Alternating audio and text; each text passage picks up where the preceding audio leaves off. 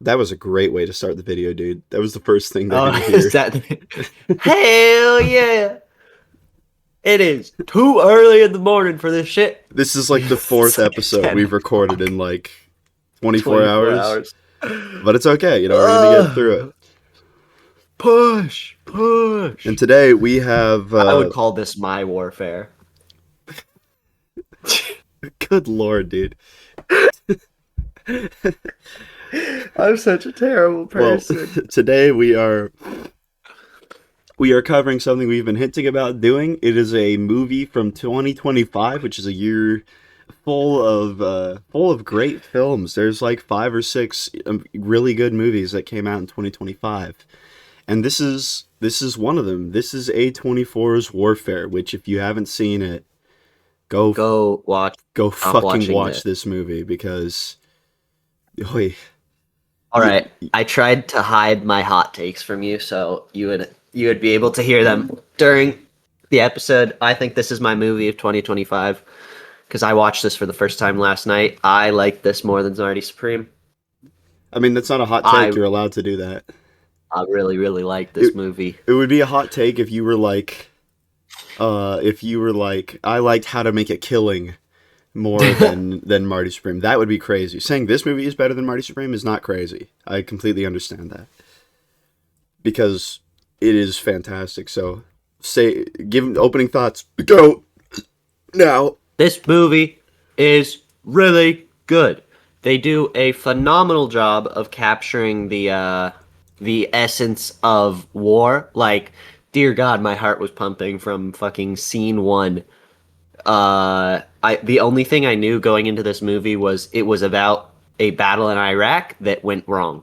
That's all I knew, and holy shit, from the get go, boots on the ground, my heart is like, what the fuck is gonna happen? What the fuck is gonna happen? So much suspense, and the movie delivers. It's not like a crazy we were soldiers battle, but it's just like this is what happens in war. This is shit goes sideways, Yeah, bad you shit you say happens. that like this isn't a crazy We Were Soldiers battle. None of the SEALs die in this movie. Yeah, They all no one. survive.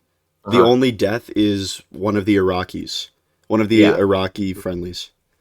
hmm It's just like it just the atmosphere is so incredibly good. Uh I say world building. Obviously it's a true story, but like when you're watching this, you will forget you're a normal person. It's you get like transported in. Yeah, it it takes you for a wild ride. yeah. What I would say about this movie is there is a spectrum in war movies where all of them are going to portray in some way that war is hell, that the soldiers involved are heroic to some degree, and a variety of other kind of messages that tend to be addressed in war movies. It's just Yeah. a question of where is that focused, right? Last week we covered Band of Brothers, which was very much focused on like the heroism and the honor of these soldiers. Uh, the whole point of this movie is to like say combat is not cool and you shouldn't want to be there. It actually sucks. It's terrible. Yeah. And they, It you get that from this movie. You get that.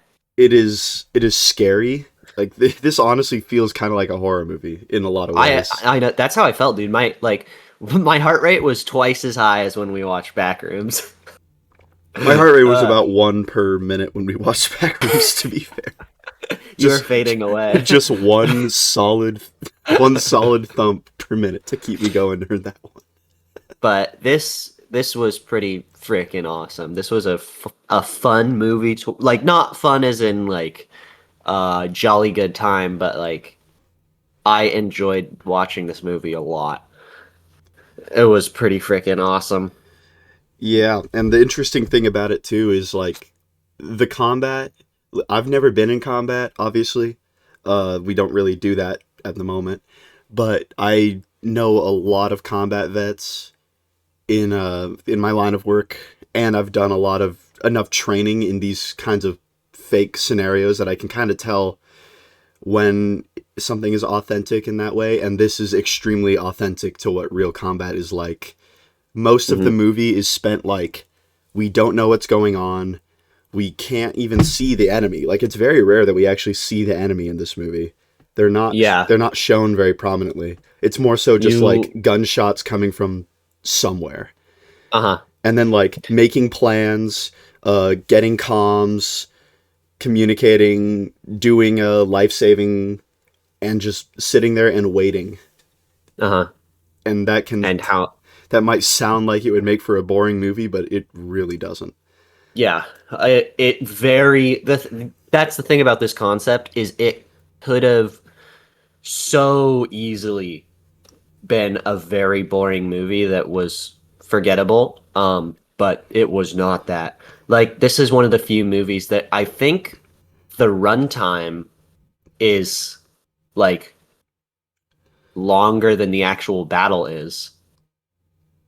Because the movie's only like an hour and a half long, but from what I got after the quote unquote action starts, they're probably only there for a little while. I might be wrong, Yeah, but it doesn't. it would only be like however many minutes at the end of the day before they get medevaced. Yeah. But you can But go ahead. so unlike a Band of Brothers where a lot of it was like talking about this story and then being like, well, you know, these are all the ways that maybe the tactics and the way the combat worked weren't quite accurate to what it probably was like. But that's just not a narrative priority in that show. Uh In all huh. the ways that we could do that there, the opposite is done here. There's so many parts where it's like I'm watching them do things. I'm like, I recognize that. I've done that Yeah. before. I've been like not obviously in real gunfights, but in training, I was recognizing all these patterns and how carefully this Mhm. movie was made to be so accurate. Which brings Yeah. up to the point that one of the two directors of this movie is Ray Mendoza, and Ray Mendoza is also a character in this film. He is he is like you understand what I'm saying, right? He is an ex-Navy SEAL who helped make this movie, and he was there. And the beginning of the movie even opens with this film was this film uses only the memories of the people involved in this battle. Yeah. So Did you see which one was Ray Mendoza? Did you pick up on it? I don't think so because I wasn't looking for it in the movie. I didn't know who Ray Mendoza was So until you just said Ray Mendoza. it is he was the radio operator. Uh-huh. He was yeah, Oh, yeah. I think yeah, like obviously name, Uh-huh. you know, skin color Latino radio operator who was with Will Poulter's character, Eric, Yeah. for most of the Uh-huh. movie. He Okay. is one of the two creators of this movie, along with Alex Garland, who they also worked together last year on, or not last year, the year before that on the Civil War movie that I didn't see. A24 The Civil Civil War War. movie, the one that won all the awards. Yeah, I didn't see it, but they made Oh. that together before they made Supposedly it was this. good, but it was Emmy bait, so I don't really Oscar care. bait. Or Oscar bait.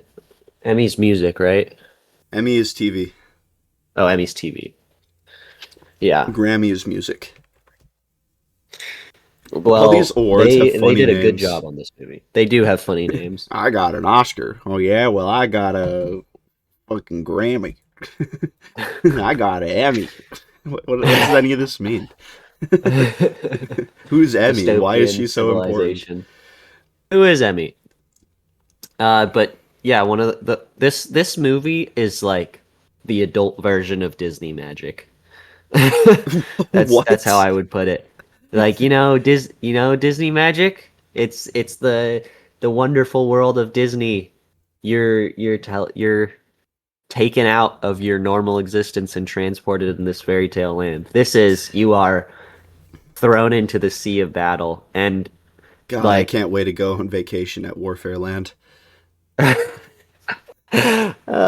but like like I don't have combat experience or military training.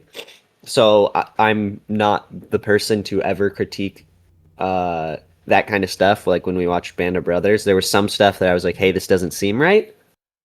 But this movie, I'm just sitting here, and it's like watching a dance whenever they are executing whatever plan they're trying to execute. Everything is done so perfectly, and with so much intention that even they could it could be completely inaccurate, and it because of how like intentionally everything was choreographed, I wouldn't have noticed at all. And at the end of the movie, we get to see scenes of the veterans there teaching all the guys like how it works, how you're clearing corners, how you're walking out of the building trying to get people to the med evac. Yeah, for this It's movie, all of the actors underwent like military training, and they all like lived together for an extended period of time to kind of build up that oh really? camaraderie. Yeah, it was some dedication. That's awesome.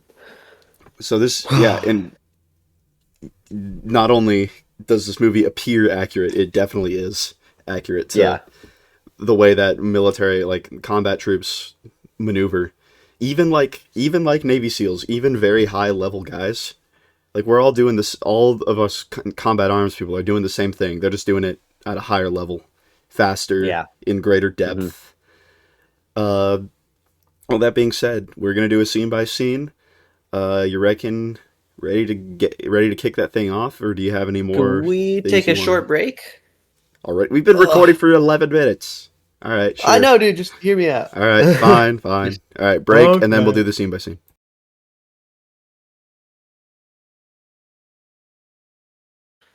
All right, back again. All right, so the film Let's opens do with this. white text on screen that says November 19th, 2006, Ramadi, Iraq. A Navy SEAL platoon takes sniper positions in support of a U.S. Marines operation. This film uses only their memories, which is it is. I often make fun of text on screen. It's all about the way you present it, right? Hmm. This like the silence and the minimalism of the text, it just immediately sets the tone like perfectly. It's like we're taking this very seriously. Um, this is not going to be loud in your face type movie. This is going to be very measured. We are we are showing you. You are watching. Yeah. Is I guess the way to describe it. The or the movie opens with a scene that is very much different from the tone of what I thought would happen. Uh, it's like a Zumba video. It's one of those like early 2000s, late 90s workout videos of girls wearing strange clothing and sweating and Strange. being sweaty. Strange. Awesome What? clothing, dude. It's strange clothing, dude. It's It's awesome. so weird. Leotards are so weird. But You aren't dancing. you've never been in a you've never been in their shoes before. This is this is a thing that I've definitely done something similar before. Like when You have you're worn a what? no no no You've worn what the soldiers are doing here. Oh, When oh, you're oh. out, you know, you're somewhere where you don't have like you can't just go on like YouTube, you can't go on, you know, like any other websites or anything, and you're with your boys and you just happen to have this is what you got, all right? You're working with what you got. Like with Uh, us in basic training, it was when the drill sergeant started playing Ice Spice music videos for us. That was yeah, that's the equivalent, all right? oh my gosh. They are just working with what they got and they're having a good time right before they go into battle. And I guarantee this 100% happened because why else would it be in the movie? Oh yeah. Yeah, it definitely happened. It's pretty funny. They're all having a great time watching the video. And important to note is in this scene they are all wearing like full kit. They all have their weapons. Yeah. They all have their gear. They wouldn't have all that stuff just on them like that unless they were like about to go out the door basically. Yeah. So this is just them, you know, having fun before they go into the thick of it. and then it like It, it hard cuts and the music is gone, and it's like it's a great shot. It's a static shot that is just going down this dark, deserted street of Ramadi, which I don't know if you know anything about the Battle of Ramadi. That I don't. was that was basically just an extremely long-term operation to try and occupy and clear out the city of Ramadi that was full of was I think Ramadi was controlled by the Shia militants, which was interesting because we were Uh-huh. fighting the Sunnis originally and the Shia were our allies, but then eventually the Shia decided they also hate us. And I'm pretty sure the Battle of Ramadi was one of the biggest ones against them. But there's this static shot, and we see the platoon of SEALs actually like walks into the shot from off screen. Uh-huh. It's a very detached viewing. Uh, Shots like that kind of they put you in this feeling of you're an observer, right? Yeah. Instead of I guess how other shots would portray things. Like POV shots, right? I get Like if the yeah, shot yeah. followed them walking up, Uh-huh. the sense would be that like It's you are seeing things you from the or perspective uh-huh. of them at the moment. But instead it's from the perspective of Can, somebody watching. or just a neutral perspective.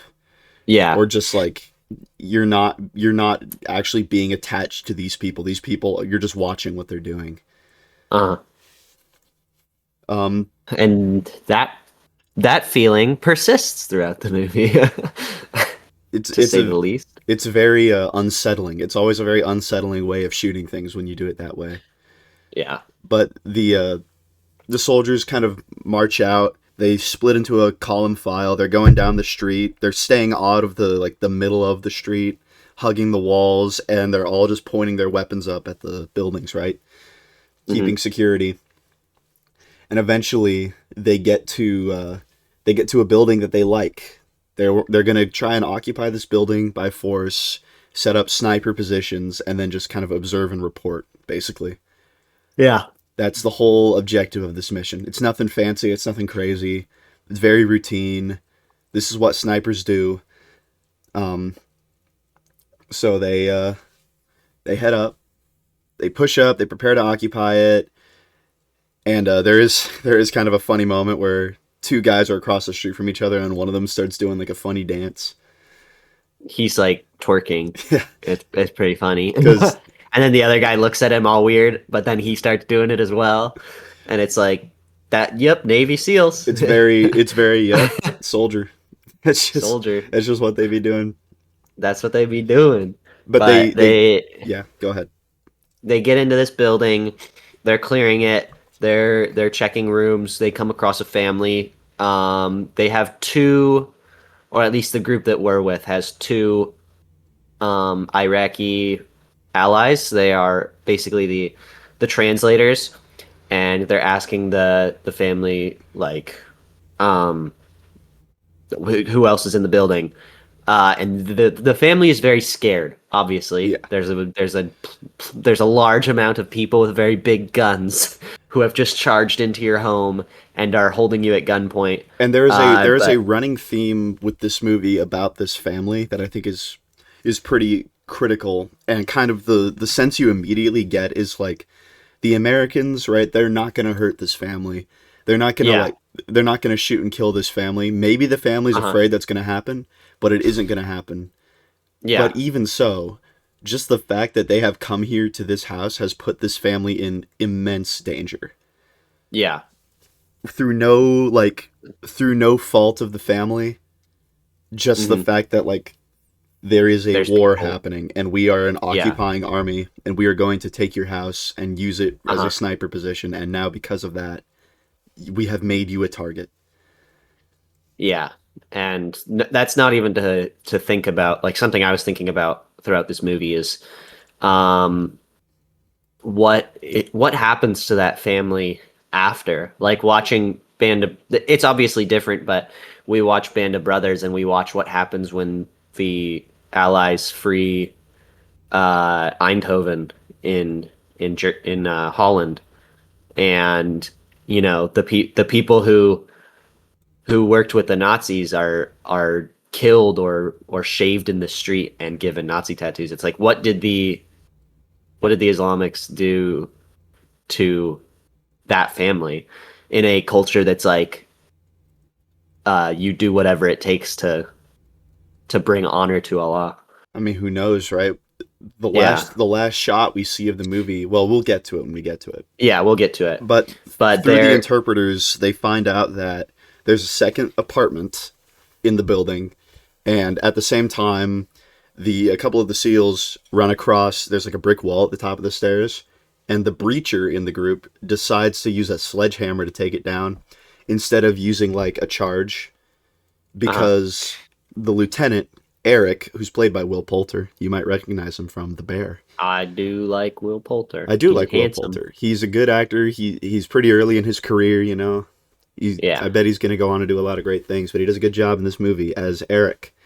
He made that decision because he didn't want the explosive to make a super loud noise, but the sledgehammer unfortunately also makes a loud noise because he busts in, and there's another family in there that is a lot more agitated Yeah. than the first family. Which fair enough because I would be a lot more on edge. I'd be Like agitated. imagine I'd be agitated, yeah, but like the two different circumstances are you wake up and there's a person with a gun in your face saying, "I'm not going to hurt you. Uh, be quiet," basically. Or you're sleeping and then someone starts breaking your wall Yeah, down. with a sledgehammer. And you're like trying to figure out how to escape this scenario as the wall bursts down and a bunch of people with guns charge into your house while you're Yeah, like trying to protect your children. it's not like yeah, they're completely reacting appropriately, Yeah. and the Americans come in and they're like, you know, the Iraqis are like jabbering. They're not being quiet. They're being loud and they're arguing back and forth. And then it hard Uh-huh. cuts to just a daytime shot of that house with an Iraqi woman. She just walks down the street, and then there's a Hmm. picture of the house with a young child out front. Hard cut warfare. It was The like font kind of of amazing. the title is kind of unsettling. I don't know why. It's a super unsettling opening because yeah, it's immediately that those two shots immediately give the sense of like this the movie title is very appropriate here because not only are we going to get like the effect on these seals, we're also kind of seeing the effect on the world to an extent. There's actually world building happening here of like there was a kid out front of this house, right? He was, you know, happy, and we're getting the juxtaposition as well of like these American soldiers are occupying this house and things are not as they should be, and that's the effect Yeah. that warfare has. Uh-huh. Like we're trying to explain to viewers like how good the world building is. If you really want to know, you can find the script online. Scene or shot 10, it just says the driveway, wide enough for one vehicle, long enough for two. And that's the note for that shot. Like this is an intentional movie. They knew exactly what they needed. They everything was thought through very carefully of how to portray this and how to make it unsettling and uncomfortable and portray the accurate battle. And as I'm talking about like the family and the effect that it has on them, the fact that the Americans have kind of done this, I'm not blaming the SEAL platoon at all. Like Yeah. they are in a position where they have to do this. They have to follow orders, and ultimately their job is to keep themselves alive, keep each other Hmm. alive. And if that requires going to this house, then That's what's gonna happen. that is what's going to happen. And that is just an extremely unfortunate reality of fighting a war and being Hmm. involved in it on the ground level. But then we get to what I don't I don't know if this is my favorite part of the movie. It might be my personal favorite because I just love the kind of the quiet extended build up that goes on for like It's 20 or 30 minutes before the actual Yeah. fighting starts is It just it ha- it great. it grabs your attention and it keeps you on the edge of your seat. So we are going uh, into that now. There's just a very long sequence of them in the building the next day, basically doing their job and trying to ensure that they're not about to be attacked, and if they are, that they will be able to handle it. So we're inside the house. First thing we see is Tommy, who's the new guy, is working out. We see Miller manning a sniper rifle. They've put a little tiny hole in the wall, and he's looking through it. And with him is Frank. And Frank is taking notes for him, basically. Like, Miller will see something, call it out, Frank will write it down, and then they'll decide whether they're going to radio it back to the guys in the other room. And they're doing a very, like, we've done this with the radios before. You'll have one person in one spot with a radio in what's called a uh-huh. serve site, right? They are the ones who are observing and reporting. Then, whatever distance back, you have another guy with a radio and another guy with the radio. And the first guy with the radio is on the same frequency as the guy in the serve site, and the second guy's on the same frequency as the talk or the headquarters unit. So, guy on the serve site will radio back to guy on his frequency, relay it to the other radio, push it up to the top, right? Yeah. It's a very simple system, and you can do it as close as they are right now so that you don't have to have a runner going back and forth between the rooms. Uh-huh. So the other side of the radios is Eric. We've already talked about him, Will Poulter's character, and Ray Yeah. Mendoza has the other radio. They're currently like tracking where their friendly units are, and Eric wants to send up a sit rep, which is short for situation report. And he says, "We observed people probing our position from the east. We saw massing at building 175."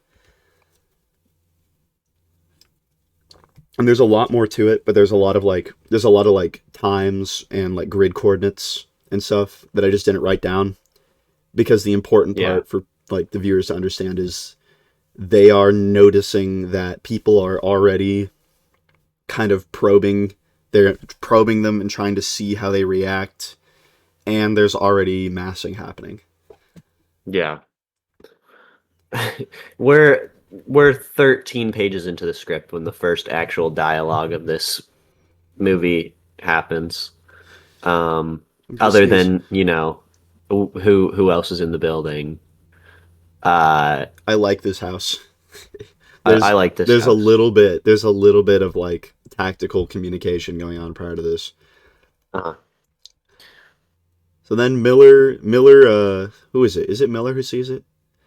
It's a blue day. Yeah, it is Miller. Blue Daewoo with military-aged males traveling north. So a Daewoo is like a type of vehicle, Yeah. and we're gonna use MAM as the acronym for military-aged male, so that we don't have to say that every time. But MAMs are very important to these guys, and Yeah. they are paying a lot of attention to where are the guys who look like they could be uh, potentially insurgents. Where are they?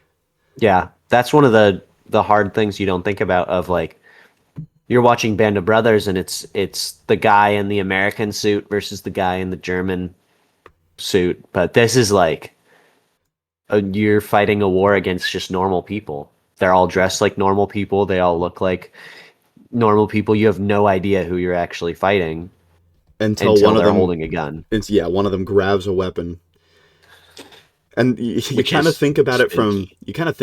this insurgent's perspective. It's like, I'm safe as long as I'm not holding a weapon. Basically, the moment I pick up a gun, Yeah. I'm like, it's like going off tee, you know? Uh-huh. Like, that's man, counterinsurgency is very strange, very difficult. Uh, I'm glad I don't have to do it. but we hear a man speaking Arabic on a speaker, and the And Iraqi this, translators are like, they know what they're saying. They're like, they're gonna attack us. Yeah, And the civilians are they're all calling on all military. They're calling on all mams they're basically calling Muslims for for jihad.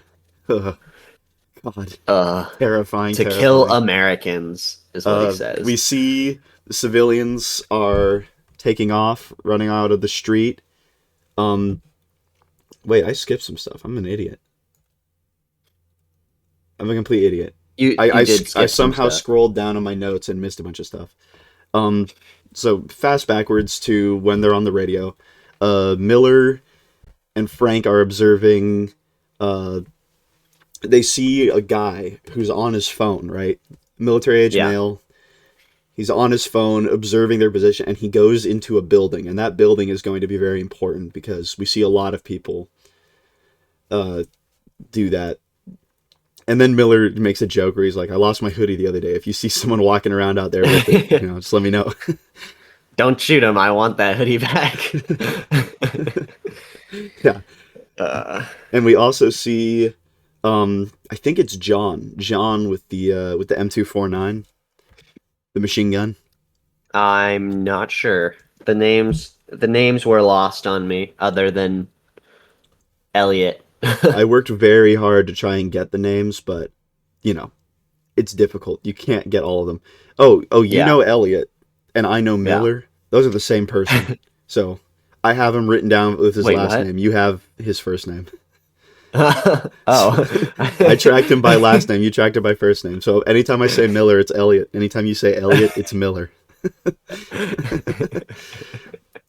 uh, We also see Sam, who is one of the petty officers, so basically the equivalent of a sergeant on the Navy side. uh-huh. He looks very nervous. He's pacing. He's looking out the window. Um, and then Miller observes some mams walking out of a building. It's the same building that the guy on the phone went in. And Miller does look up towards the window, and there's just a guy standing in it, just staring at them. Yeah. Just this is just like you can't understand how frightening this is just from listening Uh-huh. to us talk. You got to see this movie.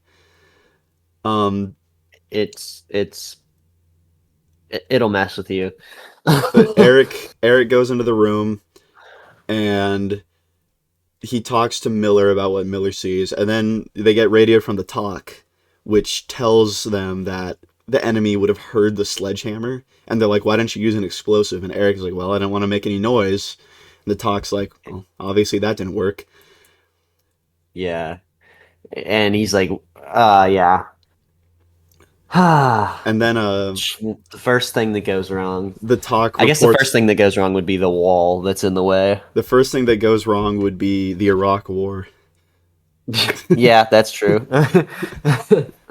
Yeah, but the talk observes some contacts, and then Mendoza, the guy who made the movie, is like he requests like, "Hey, let us know if you see massing or threatening behavior," which obviously a reasonable thing to ask. Uh-huh. Miller sees somebody peeking at them from the roof, and Frank is like, "Is he peeking or probing?" And Miller says, "Peeking with serious intent to probe," which is I like that line. That's funny. Uh-huh. They radio to the other observation post. So there's another SEAL team at a different house that is also doing the same thing, and they let them know like, "Hey, you seen this guy? He looks like this." And the other team's like, "Nah, but there's definitely a buildup of people." And Miller says, Yeah. "Looks like they're getting their jihad on." Well, he says like, "Have you seen blue jeans, white shirt?" And they're like, "No, but we just had two blue jeans walk off." And he goes, "Blue jeans, one with a red jacket." And they go, "Yep, that's the one." And so the Iraqis have effectively pinpointed both locations to our knowledge, and they are working on amassing, Yeah. And then which is not good at all. something very important happens, which is another unit in the area gets in tick, which they say that stands for troops in contact. Uh-huh. So they are now troops in contact, and the command decides to pull air support from the SEAL teams and give it to that unit that is in combat. Which Which is Yeah. Very bad. The task force is Uh, called Profane.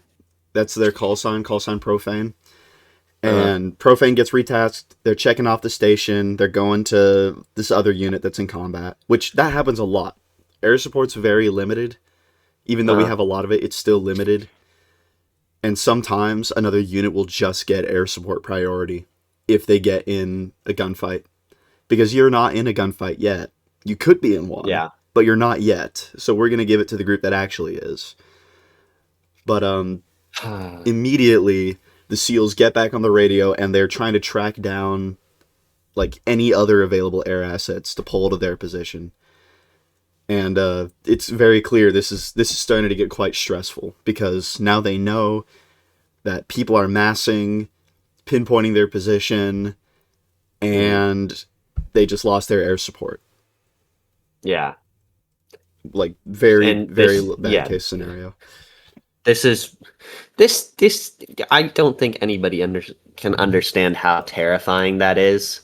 Of you are trapped in a building, you can't like exit, and there are people who want to kill you who know your location, and oh, the thing that's protecting us is now gone.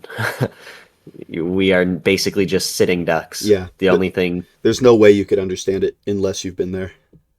yeah, And well, but they do probably. I don't think they could do a better job at conveying well, it to the audience. I don't know let's what be on earth honest. could happen. One of the creators of the movie literally was there, Yeah, so he literally was there. I think he can do a pretty good job of conveying it. Probably the best possible Yeah. job. But Uh-huh. this is when we come to the Arabic man on the speaker that we somehow skipped to earlier because we're scumbag content creators. And Miller is, or first of all, Eric relieves Sam because Sam is clearly super nervous, and we're gonna see later on that kind of nervousness and panic that Sam is experiencing is going to come back in a big way. Uh-huh. But Miller is out of dip, understandable. So he switches out on the rifle with Frank, and this is when kind of the big moment that sets it all off happens is that Frank is observing movement. There's a car that drives up. It's a blue Opel, and he sees four military-age males exit the vehicle. They head into the building, and when the last one goes into the building, it turns sideways, and Frank can see he has a weapon, and he calls out PKM, which a PKM is it's basically I'm trying to remember if it's the RPK or the PKM or which one's the bigger machine gun, but one of them's like a light machine gun and the other one is a medium machine gun or a heavy. Yeah. I'm assuming the But PKM is either the medium or the light because otherwise it wouldn't be mhm, carried by a dude. yeah. But you obviously you see that the sniper needs to shoot that person ASAP, but he doesn't get the shot off. And so he is calling out to basically everyone in the area, everyone in his building, the SEALs in the other building, like, yo, yo, PKM. Uh, and everybody's like, this is where it gets dreadful. Everybody is just like, well, shit. I gotta say Which is when he saw it and he goes PKM like goosebumps straight away. It's like yeah, fuck. yeah. All right, here we Uh-huh. go. Um, and there is kind of a funny moment. He radios OP2, and he's like, "There was a guy with a PKM, but I couldn't get the shot off." And they're like, "Weak." Yeah. And then Miller comes back in, and he explains the same thing, and Miller also says, "Weak." It's just kind of amusing. Yeah. But there's more massing, more MAMs walking into the building. Miller gets back on the gun, and Frank takes off to have a pee. And then a little grenade just flies up Pops through the through. hole. It's so like understated. The way Yeah. the grenade just goes boink, Yeah. and It it's just like, drops in. It's like somebody just dropped their phone. But it's not a phone. It's a grenade. and that is like, you if you don't immediately do something, you're fucked. Right? These grenades are devastating weapons. They're extremely effective, Yeah. and I did kind of get slightly lost here on the watch. I didn't know if it was just Miller in the room or if somebody else was in there. There's two people. It's It was Miller John? and Tommy. Tommy, the kid who has the machine gun and Oh, he's like that's Tommy. I thought it was frazzled the whole John. time. Yeah, Okay, well, Miller looks at the grenade and he goes, "Fuck, grenade!" And then he rolls out of the way to cover. yeah. And And Tommy ducks in the corner, which is, I guess, the only thing he could do because the grenade is literally right next to him. But he survives yeah, the corner would have protected him barely. from the shrapnel. But Yeah. Miller is injured. And Uh huh. kind of the next objective for this group is going to be we need to get Miller out of here. And, hopefully that all goes well because he's Hopefully. injured, right? But they start taking fire. Obviously, there's smoke and fog and just confusion everywhere. They can't see anything, and there's rounds coming towards them. So basically, they start returning fire towards the source of fire. And Yeah. this is very much kind of how gunfights go. A lot of times you might be like, well, the excuse me, gunfight would be like, I'm looking for the enemy, I'm trying to shoot him, right? And you are, Yeah. but mostly what's really happening is you're just putting bullets out there to try and keep the other side from being able to shoot. That's what's really going on in gunfights. It's not like an action movie where you're trying to spot the bad guys and take them out.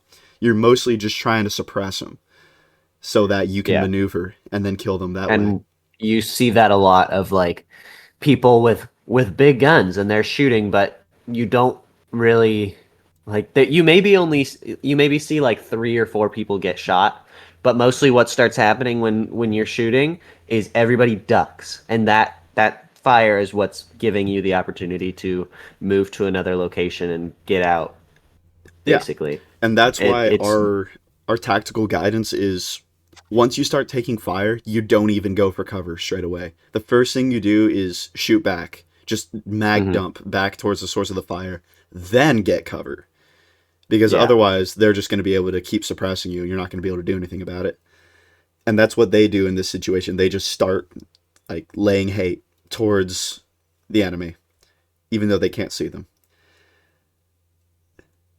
But they end up they end up pulling back into the house. It's super chaotic, and they're trying to like they're like, Jesus Christ, where are we supposed to go? We need to get Miller out of here. They call up that they're in contact. They need air support, but they don't have air support at the moment. They will later. They don't have it right now. And they sent the Iraqis downstairs to secure the bottom deck, but the Iraqis kind of just come back up because they're scared. yeah. And they're like, Hmm. no, get down there, secure the doors. What are you doing, basically? Yeah, which it definitely something that would happen. You have these people who aren't exactly soldiers, They are not in any soldiers, sense compared to a but they're Navy not SEAL. on the level. Yeah, and they get scared, and the SEALs have to be like, no, we like this is very vital to what's going on. We need you to hold that door. We need you to make sure nobody's coming in. And you see an element of like the mutual distrust between them. Like a lot of Yeah. Uh huh. American vets in Iraq talk about how the like Iraqi security forces weren't very good or trustworthy. And then on the other hand, the Iraqi soldiers at times throughout this movie are like they're going to sacrifice us. That's the plan Yeah. basically. So They're there they're gonna. yeah, there's definitely mutual distrust between these two groups. But the plan is they think there are Iraqis on the roof, so the team is going to collapse down to the first floor, and then they're going to call Casevac to get Miller out of there. Casevac, short for casualty evacuation, right? Uh huh. Same thing you would like. Medevac is probably a more popular term, but that's not really the term that is used. Casevac is the term that's used. But they go ahead and get ready to do it, but Miller's gear is still in the other room, and so is Frank's because they were both in there. So they Yeah. send Mendoza in to get it. He cannot find it, unfortunately. And at this point, they've gotten a hold of Casavac. Casavac's going to come in Bradleys, which are like they're like armored personnel carriers, basically, with chain guns on the roof. They're not tanks. They're different. They're not quite tanks. But they're gonna Uh, what?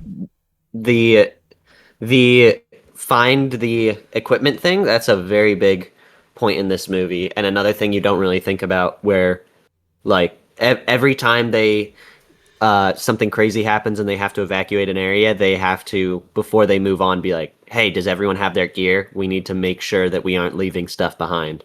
Yeah, Which, you yeah, cannot you leave gear behind. Well, uh-huh, specific types of gear, right? Like if you leave like your water bottle behind, if you leave even if you leave like magazines behind, right? These uh-huh, are types of gear that are designed to be expendable. Versus something like a weapon. You leave a weapon behind, you could go to prison for that yeah. because then the You enemy gets base our weapon, which is terrible. A radio's awful, an awful thing to leave behind because they can get that radio and they can find the frequencies that you guys are running. They can figure out how to decrypt them, and then they can basically spy on comms. So you cannot leave a radio behind unless you destroy it. That's kind of funny to think about how big of a deal it is to not leave weapons behind, and then remember what happens when we evacuated Afghanistan a couple years ago and left. Oh, we left so much We left stuff. so We much left stuff. helicopters.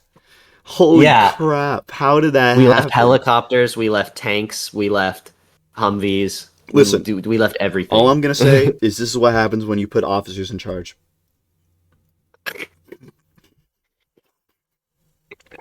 I don't even know what that means, but it's funny. All I'm saying is I'm glad that the people of YouTube don't know who I am because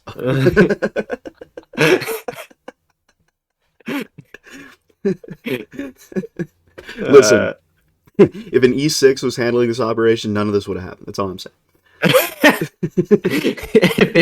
if an E6, if basically your average Joe is what you're E6 is saying. not an average Joe. E6 is a Well, squad leader. oh That's not an really? average Joe. Yeah, I'm at E4. Oh, okay. I'm like the highest tier of average Joe before you get to having actual authority, basically. Okay. Anyway, regardless, they can't. Mendoza can't find the gear. Casavac is on the way. There's enemies on the roof, and their plan is to blow up claymores and blow up the roof as they leave. Which this made me think of the Mandalorian and Grogu. Except when Mando blows up his house, it's way more stupid because it's his house and he's in it Yeah. at the time, whereas they are going down to the bottom floor and then blowing out the Uh-huh. roof. And they're once again, I also thought about the family that lives here. It's like, well, I guess your Yeah, roof is just gone now. your roof is now open. It's an Like, open concept. That's what you tell like, them. yeah, It's exactly. really It's like, popular in the well, US. we came here because we didn't want to die, and we're gonna blow up your roof because we don't want to die, and that's just the way it's gonna be because we don't want to die. So, have fun, I guess, with no roof. It's a very Yeah. unfortunate situation. But they really need to get this gear, so they send two other guys in it who aren't Mendoza, and they do get the gear. And then Mendoza has left behind his M79, so he has to go back and get it. Once again, gear, there you go. I don't even know what an M79 is. What is that? Hang on, let me look Is it it up. not, What is an was it not his M79? radio Uh, or part of his radio equipment? I don't think it is. Oh, it's a grenade launcher. Oh, it's a 40 Mac Oh, mic. Oh, okay. So we don't use those anymore. that's We important. use we use M320s now. M79's like a shoulder mounted version of that, basically. Uh-huh. 320 mounts on the bottom of your weapon. I just got a text message from business. What the hell? Business? What? Who's business? Business. What is business saying to you? Oh, it's Verizon updates. Okay. Oh, It showed up on my lock screen as business. business. That's pretty awesome. Business. That's never happened to me before. What the fuck? Yeah. Anyway, Jesus Christ. Mendoza has to go back and get his M79. They can't leave that behind. It's a sensitive item. And they decide to collapse and blow the claymores. And Oh, and this is when Eric gets his bell rung, basically. He's, yeah. for whatever reason, too close to the blast, not prepared for it.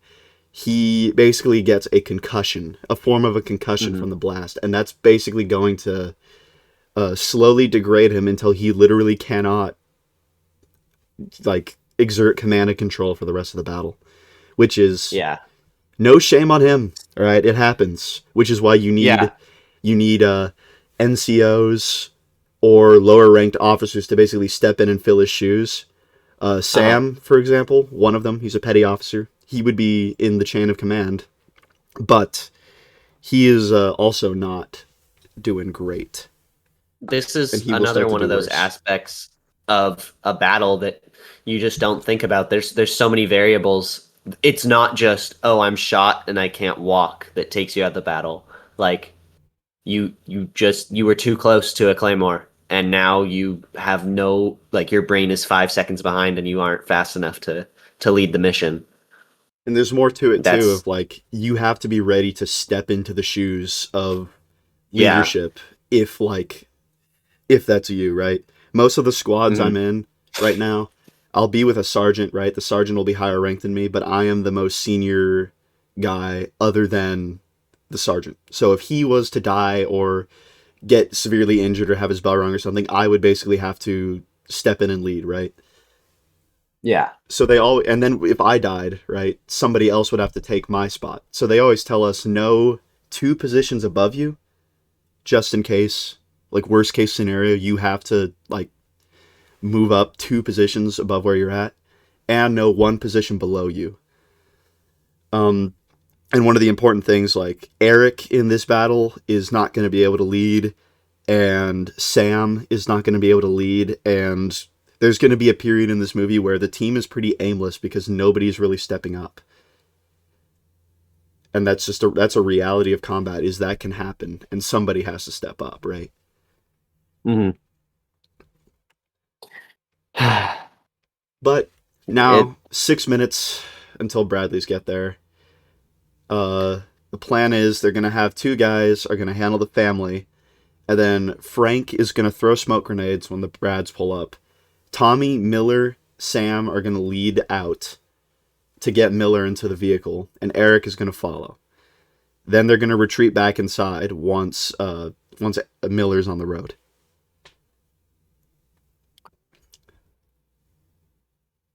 and like this is one of those instances of the choreography, the movements they're doing are so they're so good.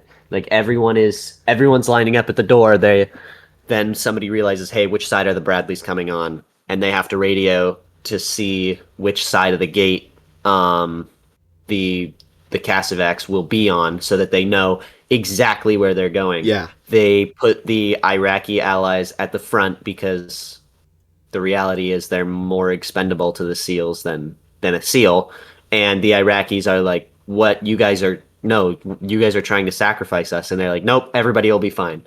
They won't be yeah, fine, they're but not. Nobody's explaining to the SEALs, or not the SEALs, to the Iraqis to the what is Iraqis, happening until a little bit yeah, later. Um, uh-huh.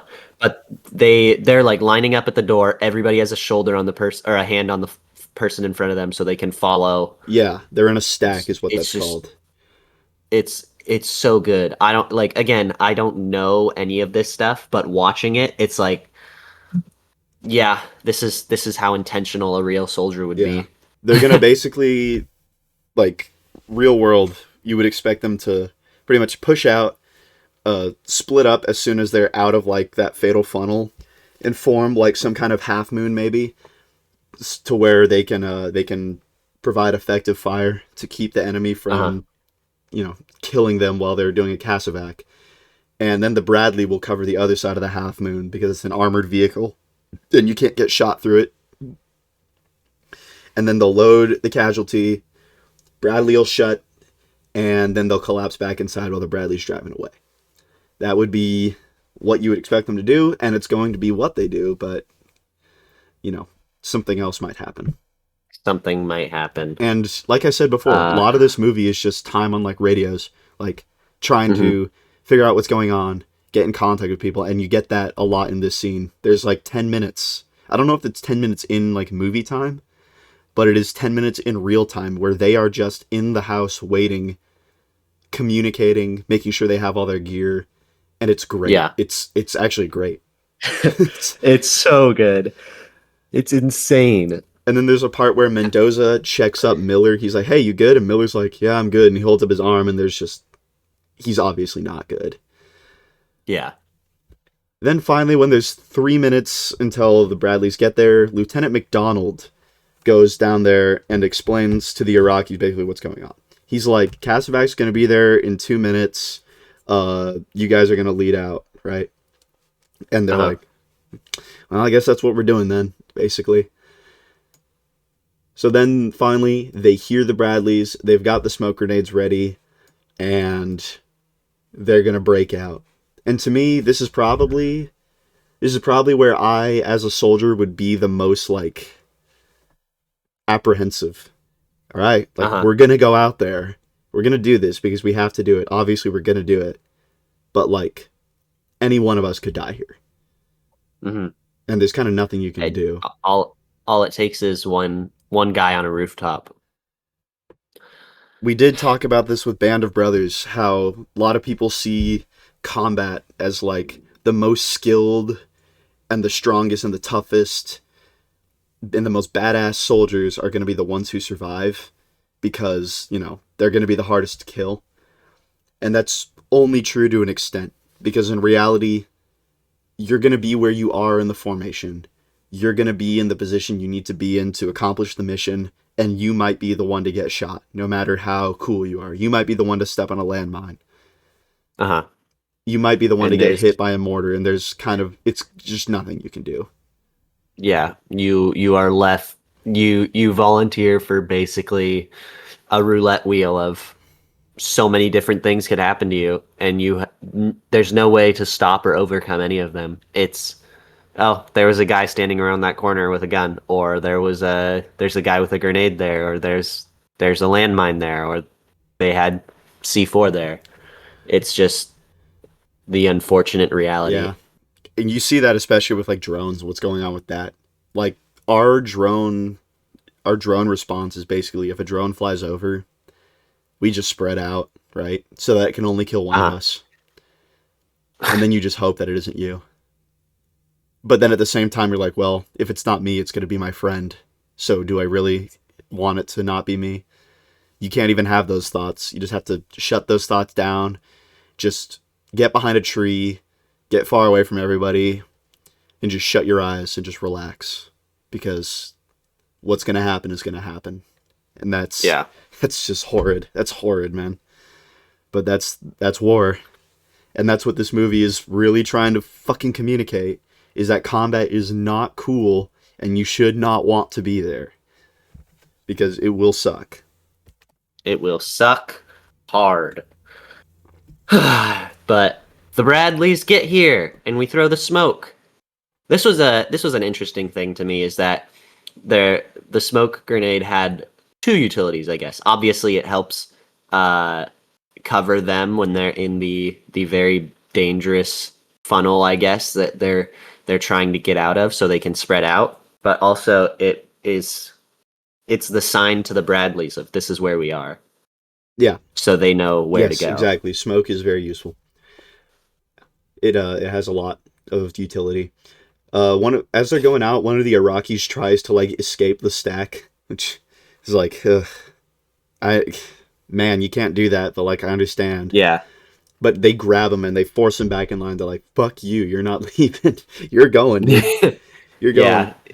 So the gate opens. The Americans go out to the Brad, and then the other guys kind of follow out, and they're forming security. And that's when the IED goes off, right underneath the Bradley, and like the sound cuts because everyone's ears would get basically blown out by it. Uh-huh. Your ears would be ringing for a long time, and like the cinematography right now, insane. Everything is just covered in smoke. You can barely see anything. There's that tinnitus sound, all the noise is suppressed. And we see one of the Iraqi soldiers is like, he's The guy wounded. who's in the front, Yep. And more than wounded. no, He well, is. there's two of them, right? I'm talking about the first Uh-huh. one. He is hurt. He like Oh yeah. uses his AK as a crutch. He stands up. He kind of tries to move around, immediately stumbles. He falls, and he starts limping back toward the compound. And then we see the other one has been, his whole lower body has basically been blown off. And it's like, yeah, they were in the front. They were expendable. They were the ones who had to pay the highest price. Yeah. Which is really, really, really sad. And then we see Sam and Miller are both injured, but Miller's unconscious for now. Sam is conscious, and he starts screaming and just screaming, oh my god," over and over again. Uh-huh. His legs on fire. Someone runs up to him, pats the fire out. We see Tommy returning fire. It's just a bloodbath basically. And they drag Sam back.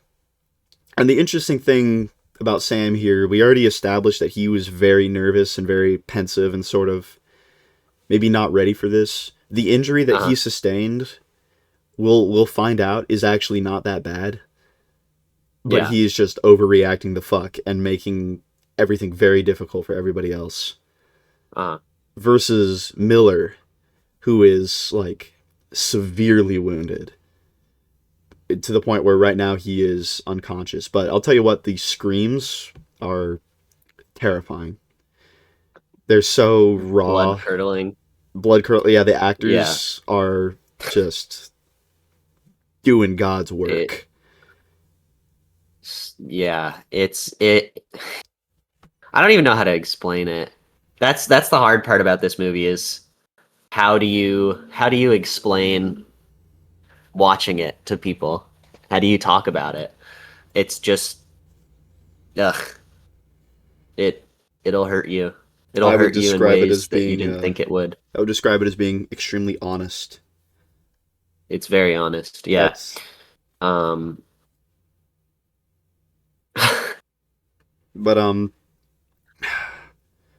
they're still trying to get air support, and we see Tommy is out there still. He stopped returning fire, and he's just standing blankly, just staring at Miller, who's uh-huh. on the ground. And the tank, we hear like a lot of overlapping radio chatter. This I would say is the part of the movie where they are just trying to like show absolute chaos. Nobody's in Yeah. control.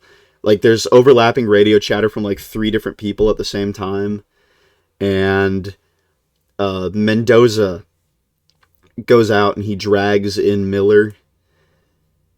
Eric is trying to get a hold of the other element, the other SEAL platoon over at OP2. He's trying to get their attention to get them to collapse on the position, but he is having severe trouble radioing because of his head. And eventually he just says, "Look for the blood and the smoke. We're there." Yeah. They Which start, is true. yeah, and they start taking fire.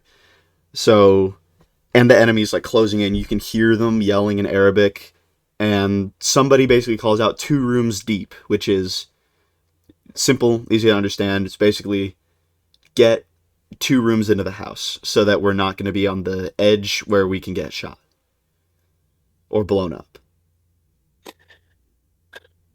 And when they move Sam, he just starts screaming and howling again. Screaming. Yeah.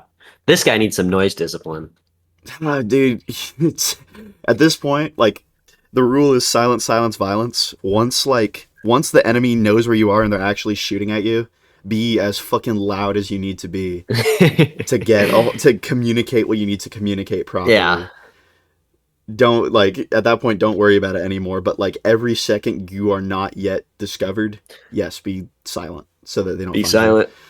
But Mendoza starts doing a blood sweep on Sam, which a blood sweep is basically you just rub the front and back of your hands up and down somebody's body, so that you can and you check it every time you do it. So like Yeah. if you were injured, right, and you'd been shot in the leg, I would I would still do a full blood sweep. Like I'd start on your arms, say, sweep along your Uh-huh. arms with my hands. Look at my hands. If there's blood on my hands after I swept your arm, that means your arm is injured as well. And then I need to figure out what's going on there, and then just obviously keep going down until I find all of the injuries. It would Yeah. really suck if I saved you from your leg shot, but then you just died to something else because I didn't do that. True. And And yeah. Lieutenant McDonald is doing the same thing on the unconscious Miller, and he's trying to he's like, "You alive, man? You good? You know, we're gonna take care of you." And Miller's not saying anything. And then we see the family is just freaking out. The soldiers are trying to Calm control them them, down. basically. Yeah. How are you feeling at this point in the movie? It's a question. Dude, it's just the feeling of holy fuck. What on earth is going to happen to them? Like a lot of worrying, a lot of because again, I didn't know what was going to happen. I obviously I went into a war movie. The last thing I expected was for all the SEALs to survive. So I was very much like the Iraqis are gonna get in the building or they're gonna start throwing more grenades in or something like that, which doesn't happen. But it's just like there's so many things that could happen that are all very you don't want them to happen. I'm rooting for the SEALs. I want them to make it out. Um, and they're having to deal with uh what the fuck? Don't worry about it. Oh.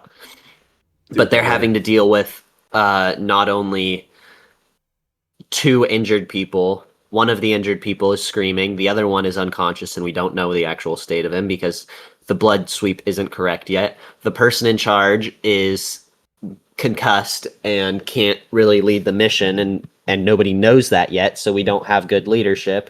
Um, the guy who's on comms, because the to my knowledge, one of the injured people is the medic, and he's unconscious, or he has all the medical equipment at least. So we have, Yeah, that's Miller. uh, He has a medic yeah. bag basically. But these So guys the should all guy be on, carrying individual first aid kits as well. yeah, and they do. You see them all Yeah. pulling out gauze and stuff. They all have scissors on their chest pocket, Those fucking but things are expensive, by the way. You have to pay like $150 to get a good IFAC. the scissors. No, the personal med Oh, kits, the IFAC, okay, individual first aid kit. Everyone needs one, and okay. the army will not give you them. That's very weird. You have to buy that shit, and it's expensive as hell. um, but the guy who's on comms, what's his name? Mendoza, Mendoza. the He creator of the is film.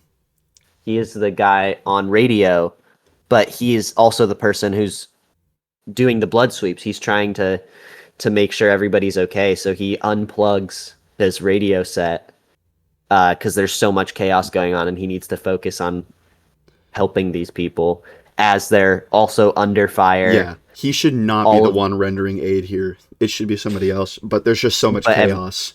yeah, and Everyone else is a just lot of the people standing are there, just pulling standing there. security, shocked, scared. That situation, you have to make a decision if you're the person who is mentally present. Yeah, But you know, and if I was Mendoza, I probably would have yelled at somebody else like, "Hey, go fucking render aid so I can get on the radio." But which he kind of does at one point. and I kind of understand. You regardless, this is one of those movies where like you can have whatever tactical judgment. You can be like, "Oh, I would have done this differently," whatever. Doesn't fucking matter because what's Once going it on here starts, is insanity. yeah, This is like a and worst case again, scenario. Mission has gone completely wrong. and once again, I'm fairly certain it's a lot longer than it is in real time for the viewer. Like this is a very quick sequence of events of IED goes off, a bunch of people get knocked out and injured. Oh, we're waking up, basically concussed. We're trying to drag all the people back into the building. A bunch of people are standing around. We need to get them doing something of use. The family's freaking out. Everybody on comms is going insane. Uh, and nobody will render aid, so we have the comms guy rendering aid. It's just it's chaos is what it is. Yeah. So at this It's an point, amount of they're gonna remove Sam's boot and they're gonna treat his wounds, and he's not happy about this because he's nope. kind of just being a little bit of an overreactor. But they call for another Cassavac, and they're having trouble getting a hold of them. And then there's a cut, and this I thought was interesting. There's just a shot of one insurgent who is shooting at them from cover. Uh-huh.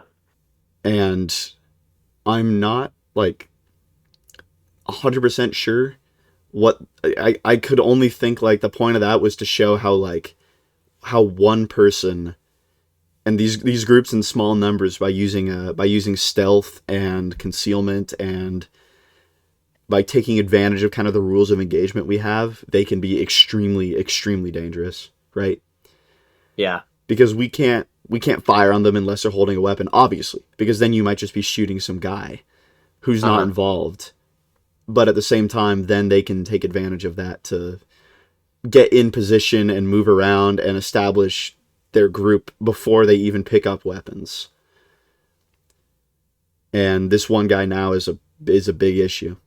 But they call in the Cassavac. They're like, "Hey, we have two severely wounded." Did they say one or two? Two. Who's the other one besides Miller? Uh Honestly, I Is it don't the know. I Iraqi? think I was under the impression that it was Miller and that they were telling him You're that it getting wasn't him confused. to calm him down. No, Sam. Sam Sam, is sorry. Sam is the one who is like, "Am I one of the severely wounded?" And they're like, "No, we're not even worried about you, basically." But Yeah. you could be right that they were just trying to calm him down. That's what because like they're putting pressure. If you remember when Mendoza's treating the wound, he's like shoving gauze inside of his leg, and he's like it's bleeding through, and Yeah, that's that's your wound thigh, packing. like that, We dude. Your thigh, that is carotid artery runs right through there. It could yeah. be it could be That's bad, how but what's his name dies in Band of Brothers. just because you got shot in the thigh doesn't mean like it's gonna be arterial bleeding, right? Yeah. Like you would be able to tell if the wound is like bright red and it's like gushing and shooting out, that's probably Uh an huh. artery. Versus if it's sort of darker and it's more so Yeah. just slow bleeding, then you probably got hit in veins, capillaries, etc. Uh huh. But I definitely think that he was the second severely wounded. I don't I don't think he got. I don't think they would have put a tourniquet on him They if did put a tourniquet on him. they put. That's very weird. They put a tourniquet on him very late. Then Yeah, usually they did put it on very late. usually you have That's to what that apply was one of something I was those. Usually you have to apply one of those within like a minute. that's what I was confused the whole time why they weren't putting a tourniquet on him. And then there's the scene where they're like, "We're gonna have to tourniquet it. We're gonna have to lift you up." Basically, and he's like, "Don't fucking touch me! Don't fucking touch Oh me!" yeah, And they do it there anyways. is that bit. They Well, lift him up. the point of the movie is to be somewhat confusing, and I would say we Yeah. are maybe a little bit confused. So, but the point is, these guys are extremely injured and they're screaming, and they are the priority. But finally, they get a hold of air support. They can't call in like any actual strikes because the enemy's too close, and they might just strike themselves. But what they can call in are what are called show of force runs, which is when a plane flies very low at a very high speed through an area to basically aura farm on the enemy and just I create had like, never heard of that. yeah. I It's actually hadn't heard of that like either until this. Nobody talks about I didn't these. know they were doing Peaky Blinders shit in real war, just aura farming Aura on each farming other. on the enemy. I mean, it kind of works though. You fly overhead, you create that huge sound. Yeah, It's that just a flex of huge. like, "Hello, I'm a jet fighter, and I could blow you up." Yeah, and also it's like the it's used as a you're it's basically like an infinite smoke grenade, right? Because you just shoot dust up everywhere because you're in the desert, covering for everywhere. Like, yeah, that works pretty well. That's a Yeah. pretty good way to get some protection. Yeah. So they call in the show of force, and it happens, and everybody's ears are just like, you know, a plane just flew over it at super fast Yeah. speed. Their ears are all ringing. Uh, Frank is kind of blankly standing there, and Mendoza tells him to go lock down the stairway, and then he gets Laris to take over the radio because Mendoza's rendering aid. Right? Good decision. Good choice. Uh, Sam is like begging them to stop, and Mendoza and Eric go ahead and apply that tourniquet. Whoosh. So then the platoon is thinking like, okay, there's probably enemy on the roof, right? Uh huh. There's claymores. They will do serious damage. They probably won't destroy the whole roof yet. OP2 is collapsing on their position. Uh, Suddenly Miller wakes up, and he also starts screaming. And then we get Lieutenant McDonald, who's obviously like, he's in his feelings and he's stressed. He goes to give him morphine. He grabs the morphine spike out of Miller's med bag, and then he holds it upside down to inject it into the leg, and he just injects himself with morphine. So now McDonald is going to be high as hell Yeah. for the remainder of this Uh, battle. I don't know what it's like to be on morphine, but I know that painkillers can fucking fuck you up. So Have you never to been on an when opiate? Like for not like to my knowledge, no, medical no, reasons? not to So my knowledge. like one time in my life they gave me, what did they give me?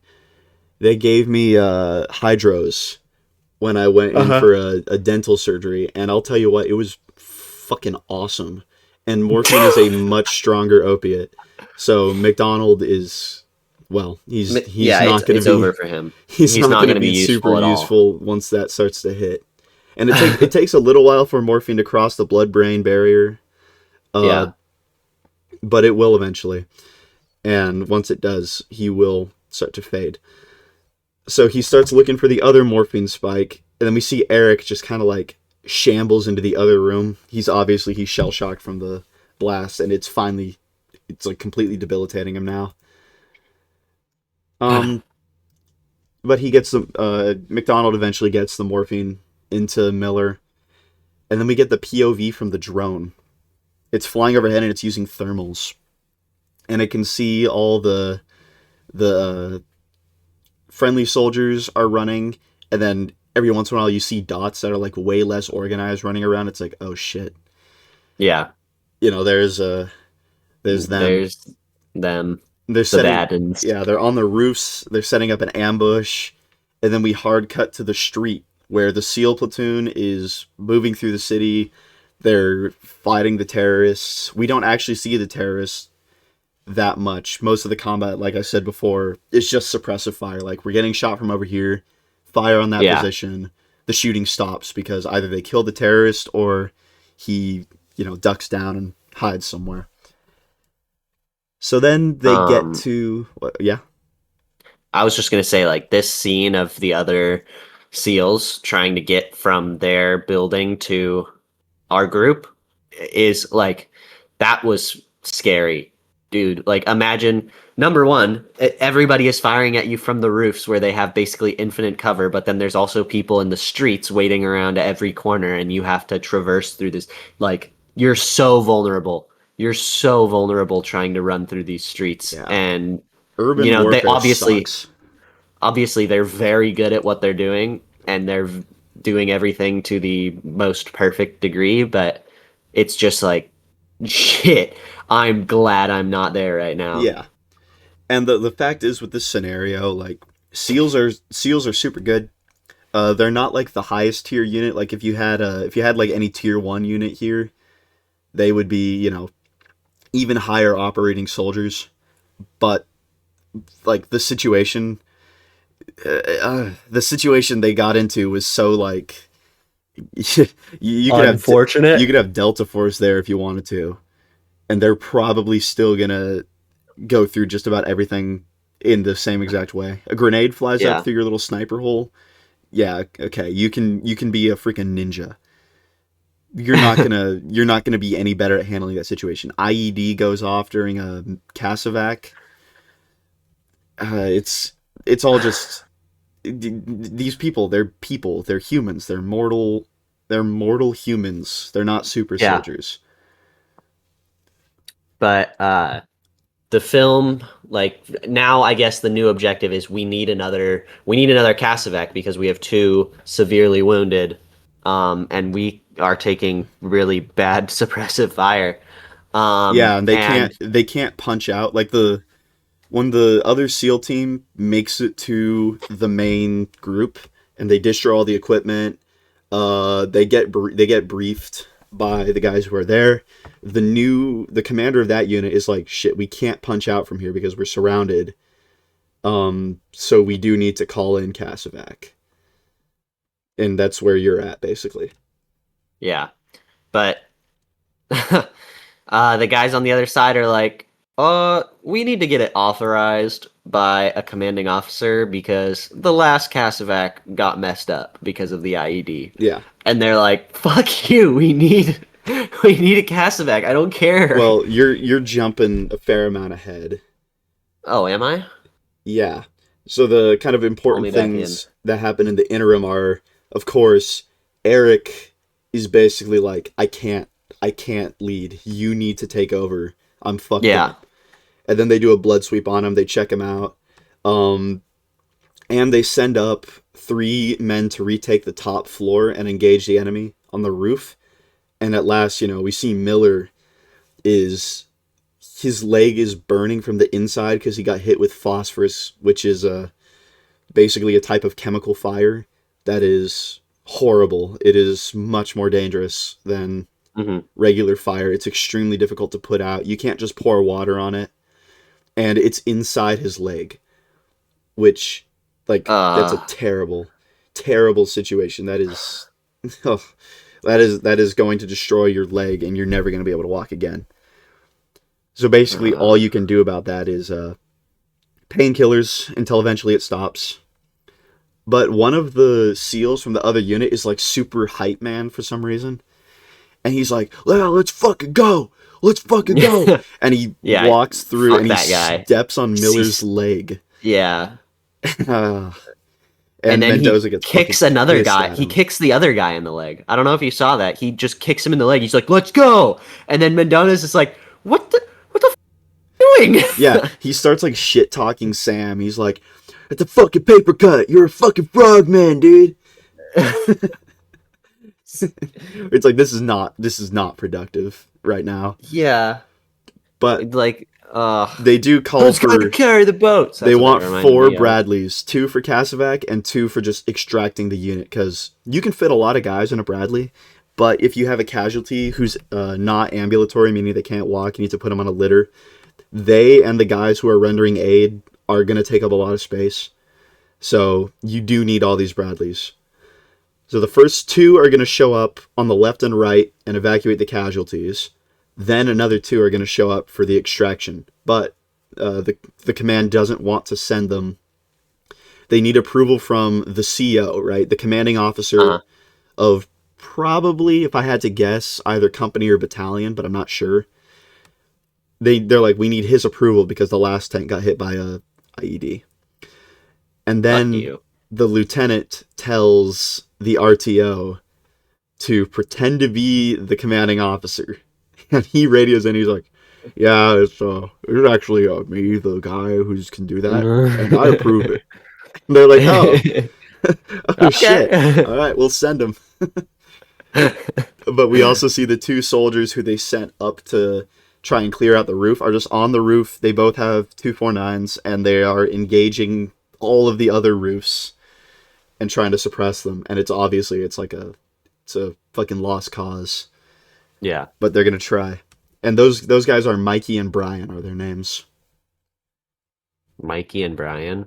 Yes. Yeah. And they're all up on gear. They're ready to extract. The only thing they're missing is a sledgehammer that they left in the street.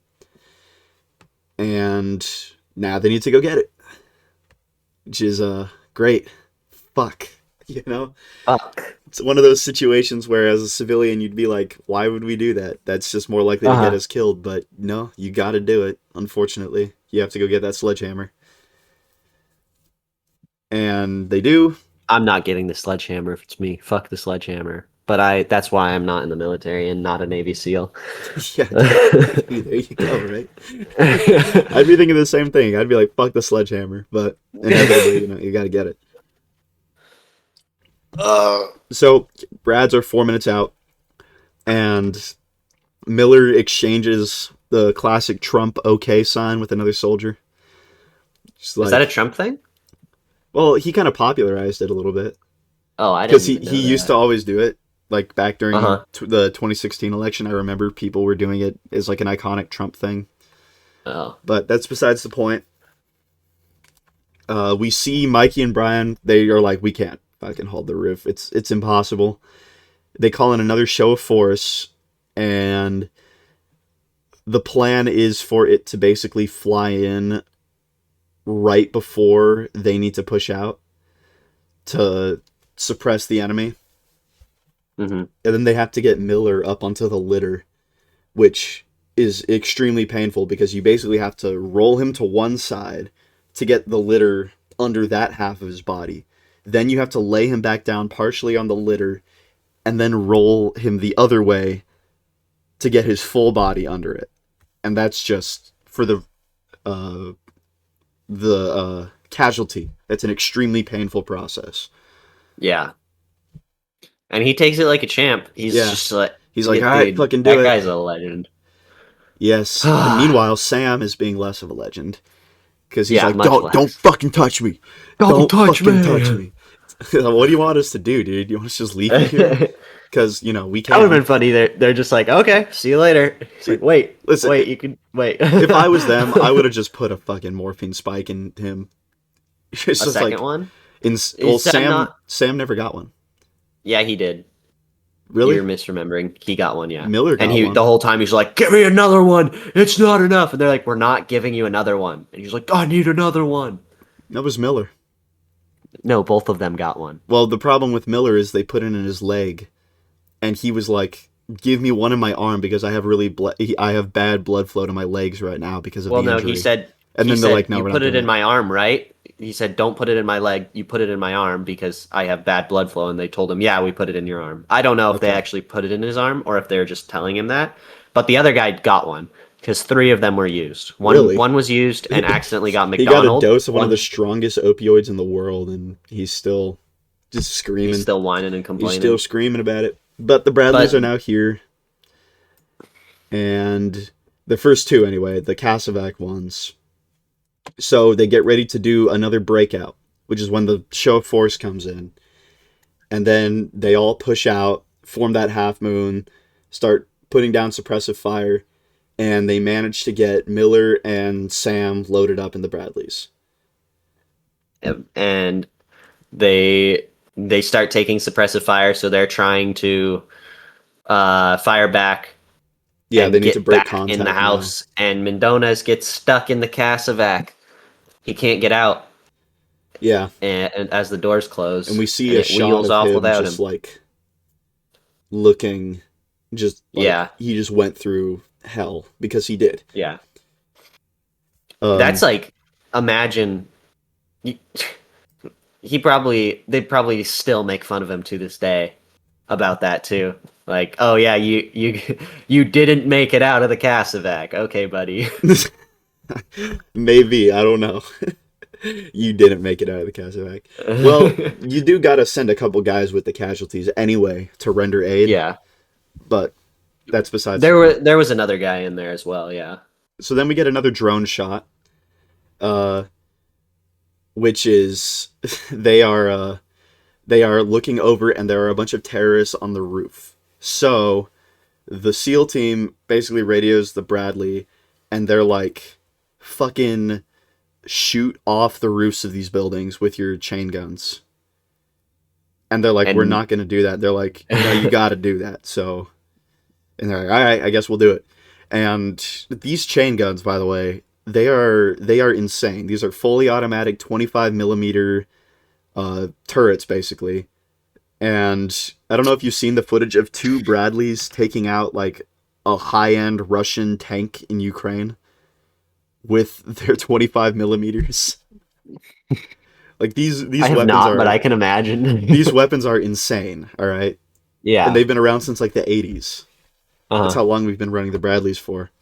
And not only that, we're putting 35 millimeter versions of them now on vehicles, or 30 millimeters rather. So even more destruction. But they're going to take off the roofs, including the roof of the building the SEALs are in right now. So Uh-huh. they take cover, and including like some of them tackle the Iraqi family on the ground and cover them up to make sure they don't get killed. And the Bradleys just start opening fire, and like the building's just getting destroyed by these rounds. The family is like, "Why the fuck did you do that?"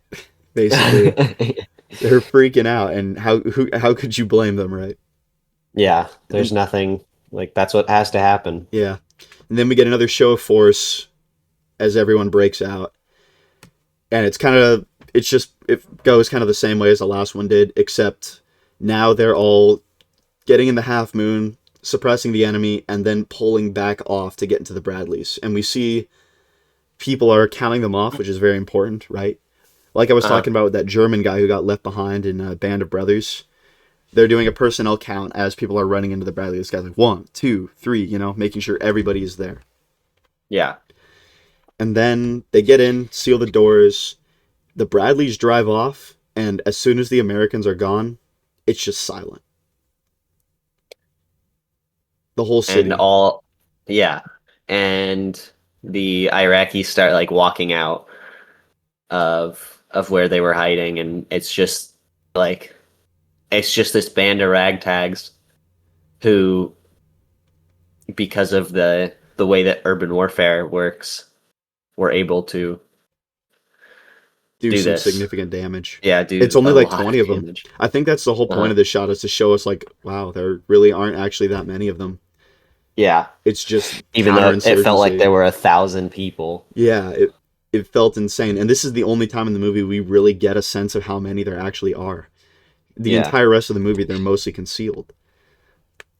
But the family comes out of their their room, and we just see them walking around the ruins of their house, and the father tells his children they're all gone, don't worry. Which is it's hard. Yeah. Like Jesus Christ, these people were just minding their own business, and now like their entire home is destroyed. There's blood all over their floors. The they have no upper floor anymore, and it's And not their fault at all. and that's the final scene of the movie. And then we get like the credit sequence, which is great. You get to see a lot of the real guys who were involved in this situation, including Miller, who is in a wheelchair. And we Hmm. see these guys, they're meeting the actors, they're talking to the actors, uh talking to Mendoza, and it's just a sense of like how tight knit these guys are, that they went through that together, and they all came out the other side, and now they are able to joke about it, maybe, but that doesn't Joke change. Joke is doing a lot of heavy lifting. Yeah, they're able to like remember that and talk about it and Yeah. stuff, and maybe make some joke. I could see them making fun of like Sam and Mendoza Oh and stuff a yeah. little bit, like yeah, you got shot and you were freaking out and all that. Hey Miller, you're disabled, haha, that kind of thing. That's very military type humor. Yeah. It's like, Lamau disabled. Lamau, you lost the ability to walk. I could see that happening, but it doesn't change how insane and terrifying that experience would have been for them. Yeah. And at the end of this movie, you just get a sense of like, what the fuck even was any of this for? Hmm. Just suffering, just suffering for the families, suffering for the troops, suffering for the people of the country that we're fighting this giant war in. And And what do we gain? Nothing. it's like the film almost doesn't even have a perspective on that because it just starts with them going in Yeah. and then exfilling. Like we don't even know what the objective of the Marine unit that they were supporting is. We have no idea. Hmm. And we don't know like what happened after either. They just leave because they had to. And then we get to see the terrorists and we get to see the family. So I think ultimately you could totally argue that this is a form of an anti-war movie. But I mean, I anti-war is from kind my of a take, weird genre. Like what does it mean? it would be anti-war from the perspective of you shouldn't want to be in war, but I don't think that it's like war is always bad, as the reality is sometimes war is necessary. As much as people don't want to say that, or Yeah. people want to call you, Sometimes it is. Was the Iraq war necessary? That's a whole that's other a topic and yeah, that's a deep question. we already have talked about how we don't do politics here, right? But ultimately the conclusion of the movie, I think, yeah, you're right, is like war is just a terrible thing and it should only be done in the absolute most critical situations and you shouldn't want to be a part of it because it's terrible, because it's hell. It's Yeah. hellish. It's terrifying. But in that vein, I sent we've only been recording for a little bit. Uh-huh. So I decided at the end of this review, let's do a little video reaction to something I just found. Uh-oh. This is a video. Go ahead and hop in Oh my the gosh, it's a fellow rat, dude. It's hop in. Ratmathy. This is a Ratmathy video. And I really like Ratmathy, by the way. Really? Ratmathy is a fantastic YouTuber, all right? He does videos on like his time in the Marine Corps and like his experiences there and then some of his experiences outside of the military that are just interesting. So Where is the watch together? Here it is. this video is called Warfare Isn't a Good Anti-War Film by Ratmathy. And I am very interested to hear what he has to say because, like I said, I quite like Ratmathy, but also this is kind of like a take where I'm like, what? Season No, 4. why is this back? I don't know. Hey, while you set it up, I'm gonna pour another quart of stock into my pot. Violent. Okay, here, we'll take a break.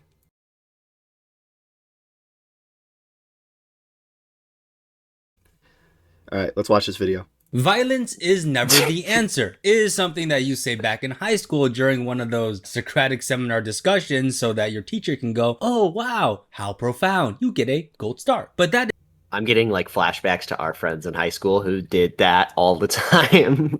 That was like their entire personality in history class. is not reality. I don't remember these Wait a people. second, all right. Before you do I guess maybe it's more It was my probably just a experience different than class. Because you had, yeah, I guess I had a. I just remember a certain teacher whose name I'm not going to say going on like unhinged rants about,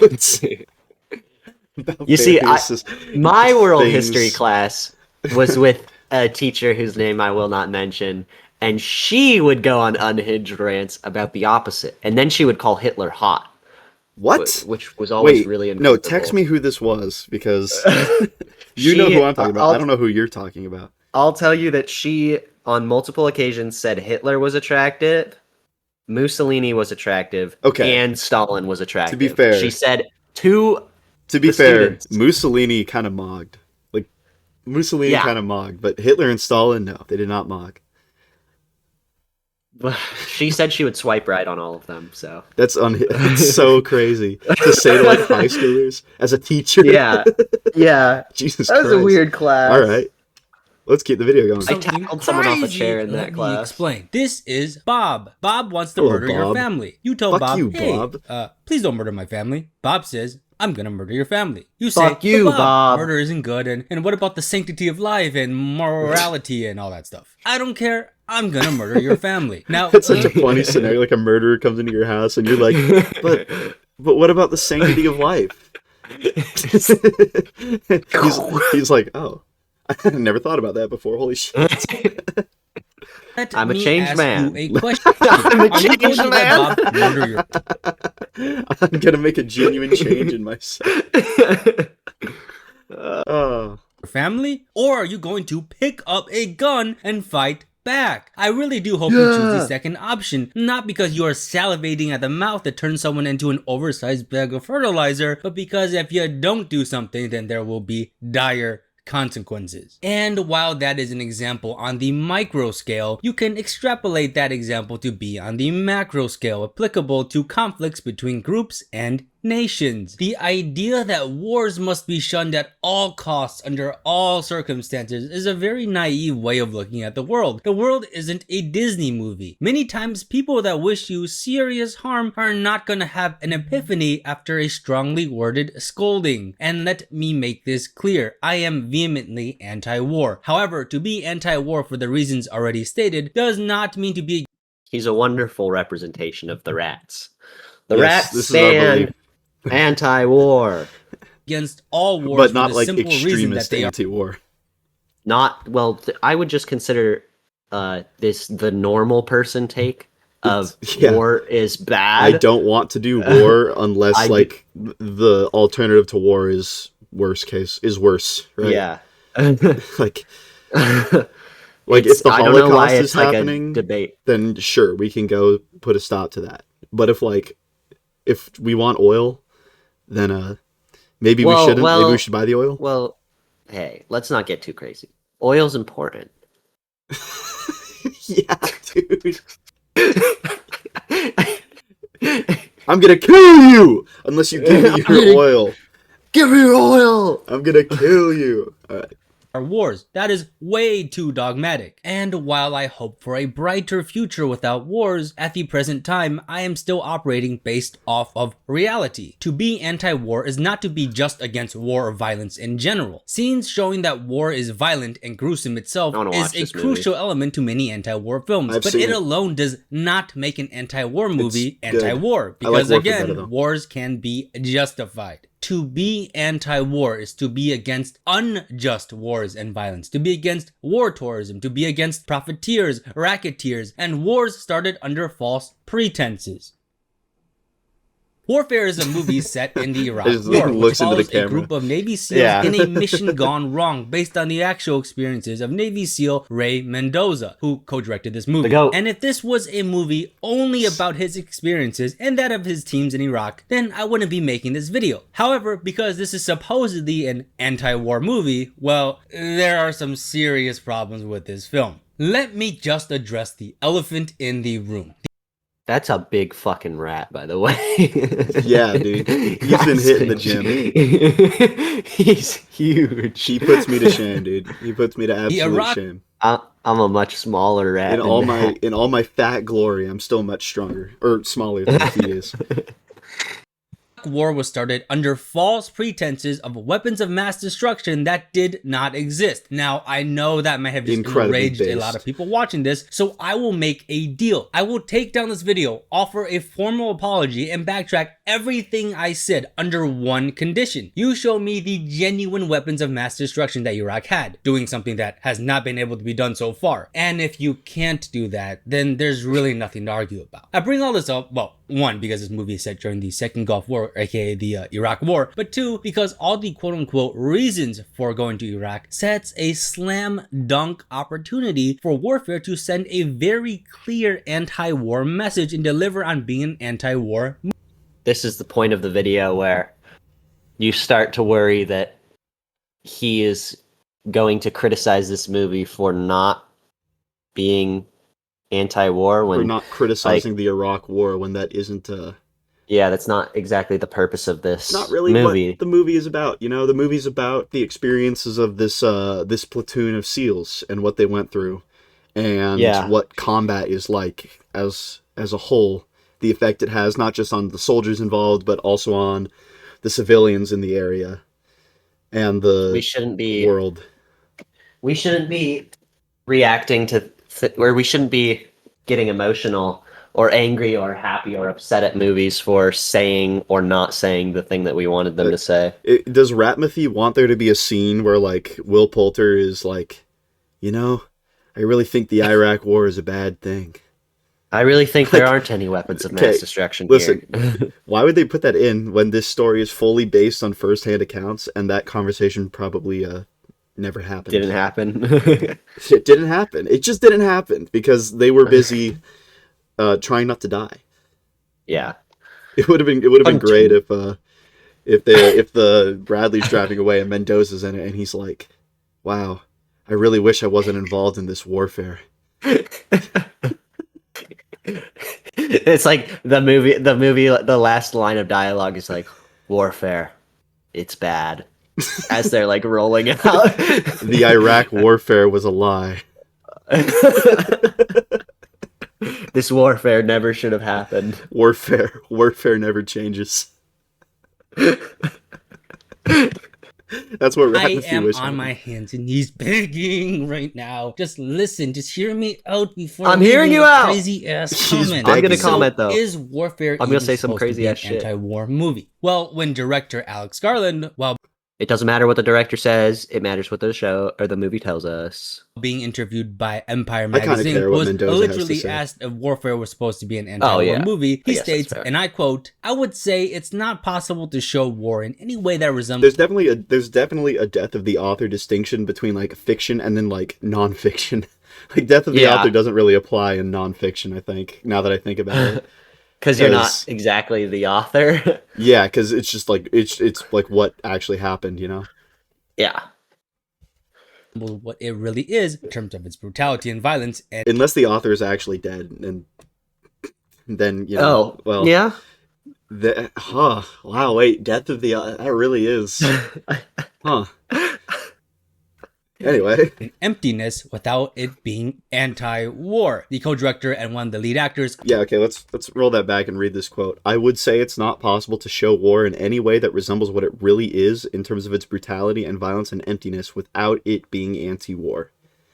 So he's saying the film was constructed to show war as it really is, and then that just inevitably becomes an anti-war movie.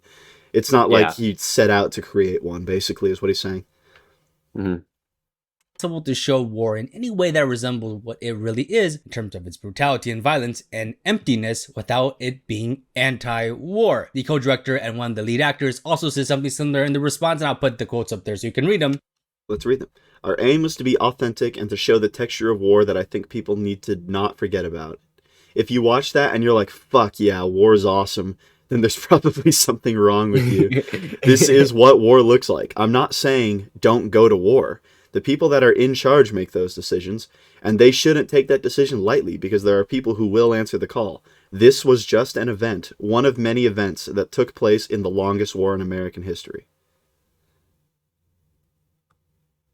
That's, yeah, Yeah. yeah. That's This was just an event, one of many events that took place. Like, that is, I think, isn't the core of this film. because these two guys you said made the Civil War movie. Yes. Well, I guess I don't know anything about that movie. I I was haven't gonna seen say, isn't part of that? Isn't that like the anti-war film, and this is the true real event war?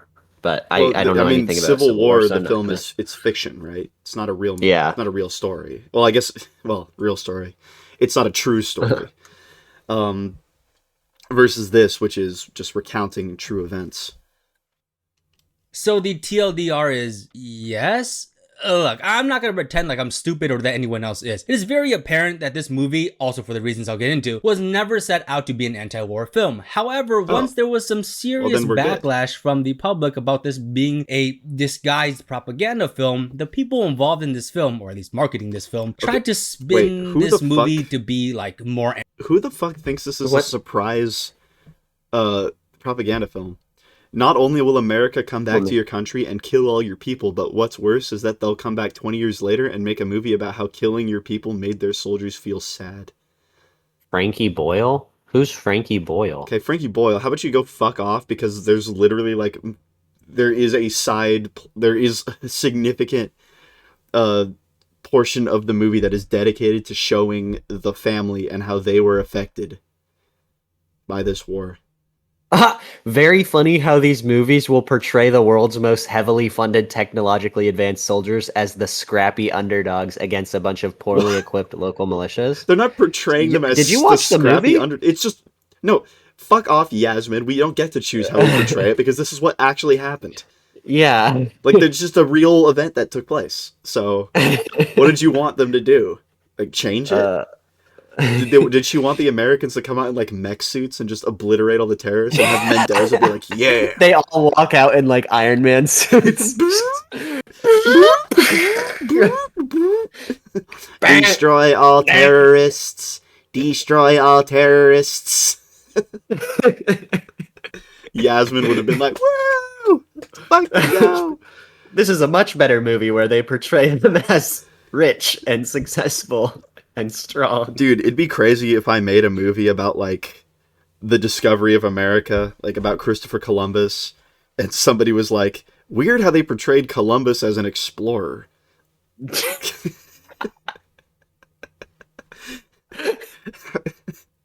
It's like, okay. Yeah, that is What? really weird. Turns out the Americans were actually the scrappy underdogs against a bunch of poorly equipped local militias because sometimes that happened in the war. Yeah. And it's awful. I don't Bomb my country and then go back in 20 years and make a movie about how sad doing it made the soldiers. How's it about how it made the soldiers sad? That's not what it's about at all. It's not about that It's at about all. how this Not particular the gunfight slightest. was terrifying and horrible. And it's about how that family's house got blown up. And it's about how Miller can't walk anymore. Okay? Like, do they Anti-war. do they With think this, do they think that like the Navy SEALs on the ground were like had a choice? Really? They're like, Well, oh, you're the ones these- who decided to invade Iraq. It was These you, are the people Mendoza. These are the same people who are like, if you say, well, they're soldiers, they do what they're supposed to do, then they'll be like, that's what the Nazis said. Which, yes, the Nazis said that, but like if you watch the Band of Brothers video, it's like there's a very big difference between the Nazis who were fighting against the Americans in D-Day and the Nazis who were, running the camps. yeah, Significant difference between those two groups. yeah. Um, Like, were the Nazis bad? Yeah, but there's still That's people. never a good They were sentence. still ordinary people. that's never a good sentence. Were the Nazis Nazis are- bad? Yeah, but that's never how you want to start. We're stirring the pot. That's never. Oh, good lord! This is algorithm bait right here. Algorithm. All right, let's keep going. is that when asked to explain why or how this movie is anti-war, the responses are some variation of, well, it shows the war to be very gruesome and violent. Okay, sure, but as I said in the intro, showing how terrible violence is in itself is not anti-war, because wars again and violence can be justified. Okay, well, let's say Yes. there's a spectrum of anti-war movie. Like, there's a spectrum that goes from anti-war to like pro-war, right?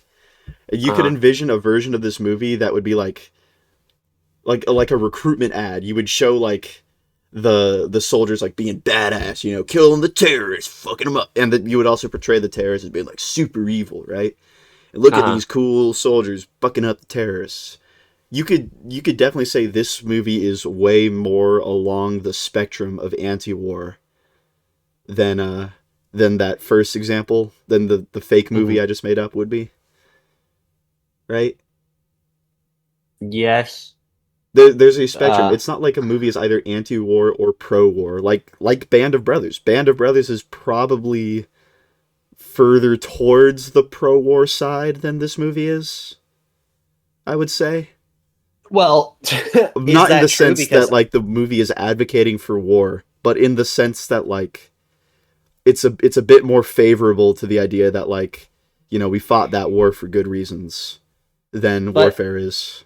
In playing the devil's advocate here, like there's only really one episode that talks about that, right? Yeah. All of the show up until episode 9 is the horrible, gruesome awfulness of war, and then it's oh fuck. But even so, the It's a ultimate good thing we were thesis, here. the ultimate thesis of the show is it's a good thing we were there, whereas the ultimate thesis of warfare is definitely not Is that.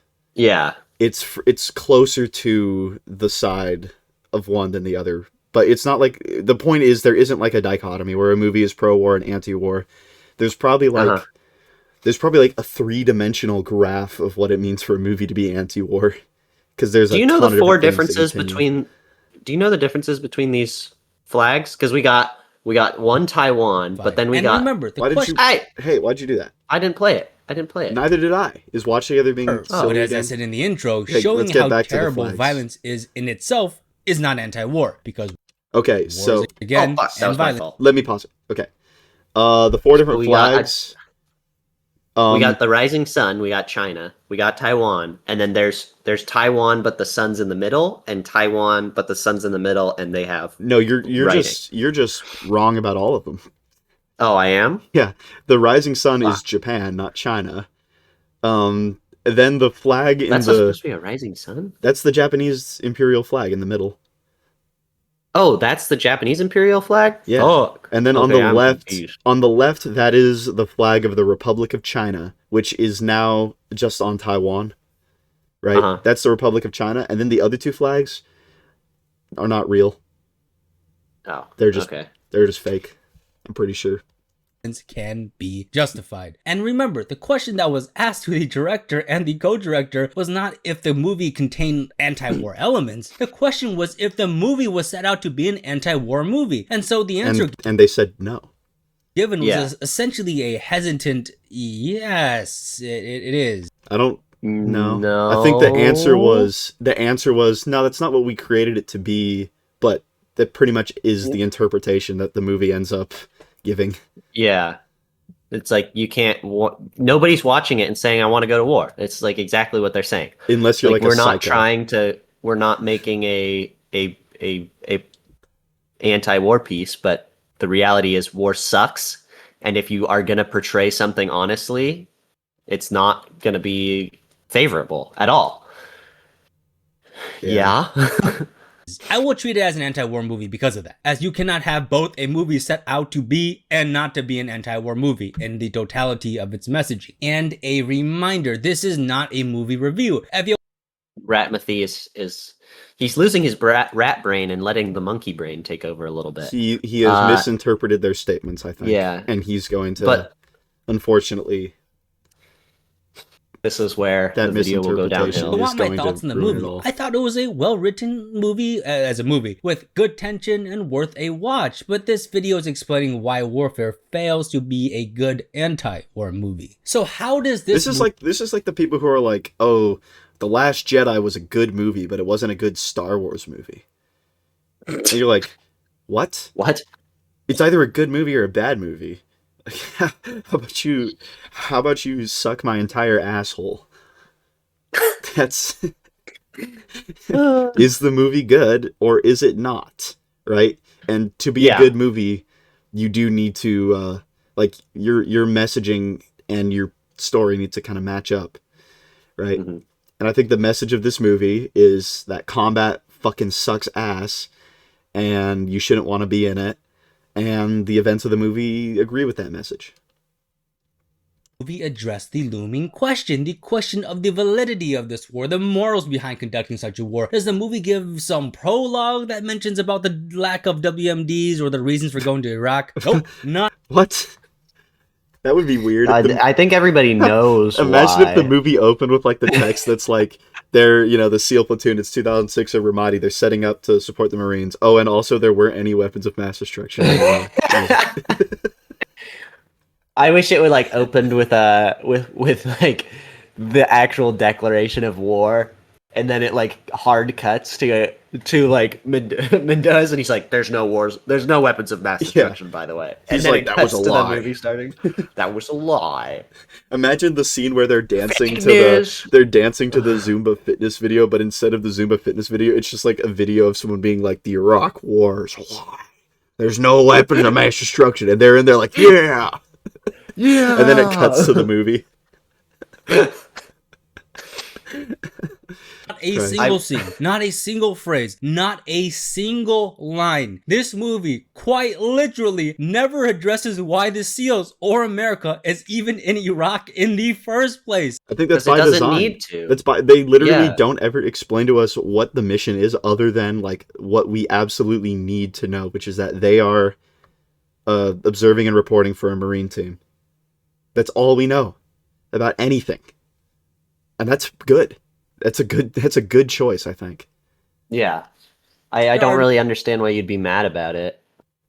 Because he is like, well, they said that this movie's supposed to be an anti-war movie, but they didn't put any of the stuff they needed to put in it for it to be that. But they also didn't say that this is an anti-war movie. Hang on, I They just just noticed said the format's kind of war sucks. screwy. I'm just gonna fix this real quick. Fix it now. I don't know what happened. Something happened. Everything has gone wrong. It's okay, we're fixing it. And it's fixed. Beautiful. Well, mostly anyways. Alright. Cool. No mentions of WMDs, or lack of WMDs for that matter. And I have to say this again, if this was just a movie about this team's experiences in Iraq, then sure, I can maybe excuse the lack of mentioning of the reasons for going to war, although that it would be still kind of weird.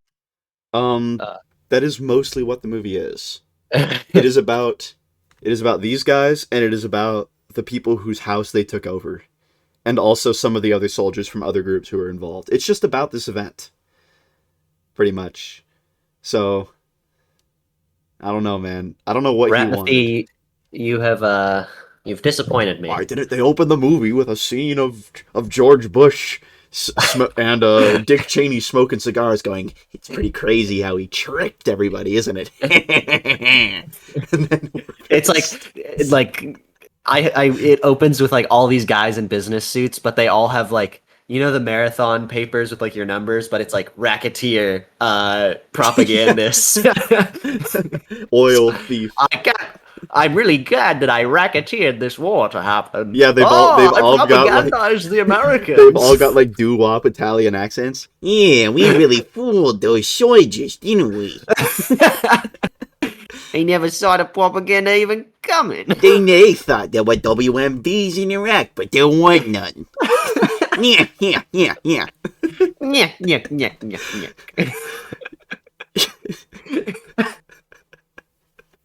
Right. But this is not. This is supposed to be an anti-war movie. No, it's not. A quote-unquote anti-war movie that does not address at all the reasons for going to Iraq is crazy. Okay, we talked about Death of the Author earlier and how it doesn't really apply to nonfiction, but he kind of needs to start applying it because, like, he's being like, well, the director said it's supposed to be anti-war, even though he didn't. Yeah. He's interpreting it that way, and then he's being like, then why isn't that in the movie? Maybe just, like, I don't know, what is in the movie? What is actually happening on the screen? Uh-huh. Like, what is obviously the piece of art trying to communicate to you? Does Jesus count as Death of the Author? What did Jesus write? The universe? Is he dead? Anyways. Well, he died, but then he came back. Well, hang on. Actually, So crazy No, that I we could can just actually end talk the about video. that real quick. Whether if God created the world, are we free Right? Doesn't to that mean- interpret the world and get whatever meaning out of it because, you know, he created the art piece and that's very interesting. I mean, yeah, you're free to interpret it however you want, I but reckon like we are, dude. it isn't an anti-war movie, that's for sure. So don't call it an anti-war movie. No, I'm talking about Earth and God. Yeah, I know. That's what I'm saying. Well, It isn't yeah, an Earth. anti-war Yeah, movie. you're right. Earth is not an anti-war movie. So you can't get mad that it's not an anti-war movie. You're right, dude. You're right. Right here, I think I made my point about how you can't call yourself an anti-war movie and then do absolutely nothing to address the elephant in the room. But I'm not going to end it there. Instead, I'm going to go through the entire movie and explain why scenes work and don't work in its anti-war messaging. Okay, he's gonna go through the entire movie in what, 12 minutes? How long did it take us? Hour and a half? I have a feeling he's not going to be very thorough and not going to make any points because this isn't an anti-war movie. So the whole concept of the video is silly. I do want to I point guess out, if it actually took us less time to do a scene-by-scene breakdown of Warfare than it took to do a scene-by-scene of the Backrooms.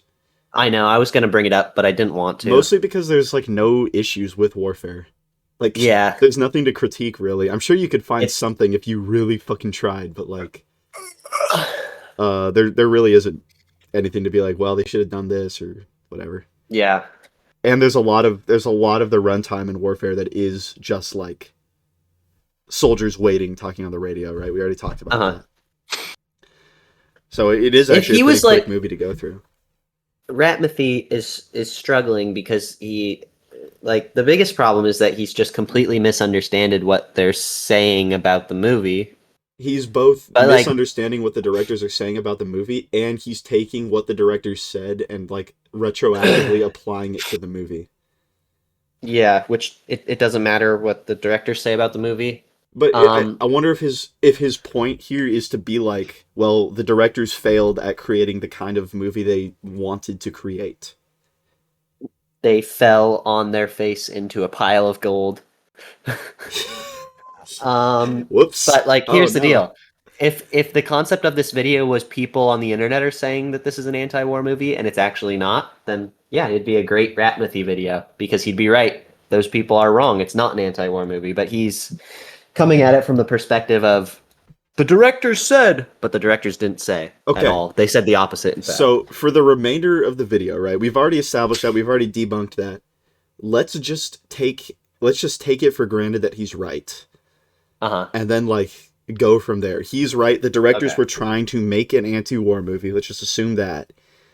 And then let's What will he see say about see warfare? how he supports that.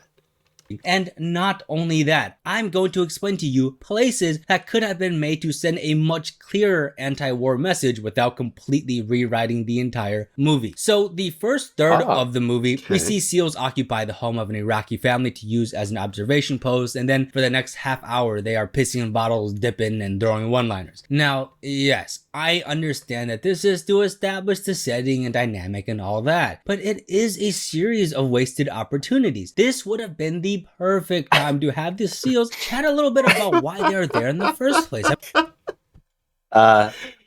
Dude, this is a person. non-fiction film based on their first-hand accounts. If they had that conversation in real life, it would have been in the movie.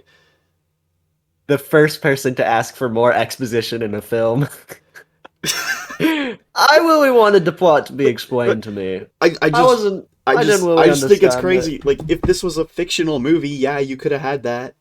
But it's a non-fiction movie based on first-hand accounts, and clearly nobody was like, "Hey, we talked for a while about how the Iraq War is fake." That conversation just never happened in real life, so they didn't put it in the movie. There you go. What are you gonna do? There was so much downtime, but instead of any lines discussing the validity of the war or more serious subjects, Also, like, why would you bring that up? Like, in combat, you're in danger. Like the enemy's closing in.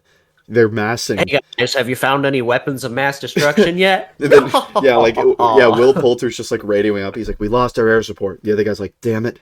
If only they hadn't lied about weapons of mass destruction, we wouldn't be here." I can't believe that I can't believe the racketeers I can't believe the and the deep oil state put thieves us wanted here. us to be here. I bet you that happened after the battle. Also, did he not pick up on the fact that like the whole entire opening when they occupy the house and we get to see like the family's life being disrupted and them being put in danger as like a point of, yeah, it's not good that these guys are here because they're causing harm to innocent. Well, they're causing indirect harm to innocent people. Did he not? Maybe Did he he'll not say bring that up. Maybe he'll bring that up because he's going over the whole first third of the film in one bit. But he already brought up the fact that they did that. But whatever, we'll see, I guess. About smoking quote-unquote jihadis who probably stole a hoodie. I'm not joking about that. That's an actual line in the movie. Okay, he made a joke about his hoodie being missing. Like, it's not that crazy. lines about needing more dip, which I mean, okay, it's realistic, but there's still that elephant in the room that you haven't addressed. There was absolutely time to say anything, literally anything about, again, WMDs that have not yet been found. Missed opportunities. And There's got to be comments on this video that are like, hey, dude, it literally says in the opening text, this film is based on first-hand accounts. Ray Mendoza's not going to edit the real conversations that took place to put in a fake conversation about WMDs. And if, like, imagine it was fiction, right? Let's pretend for a second that it was fictional and they could have changed everything. What? Yeah, why would they bring that up? Why would they? They're busy trying to establish security and make sure everybody has all the gear they need and get air support and just be comfortable. The Hutts have been leading the underworld for a long time. They rule off of destruction and fear. Yeah, right before they go into battle, Eric calls them all together. He's like, all right, troops, I know that this is a stupid war and we're here because of lies, but we're going to go do some warfare. Who here's ready for some warfare?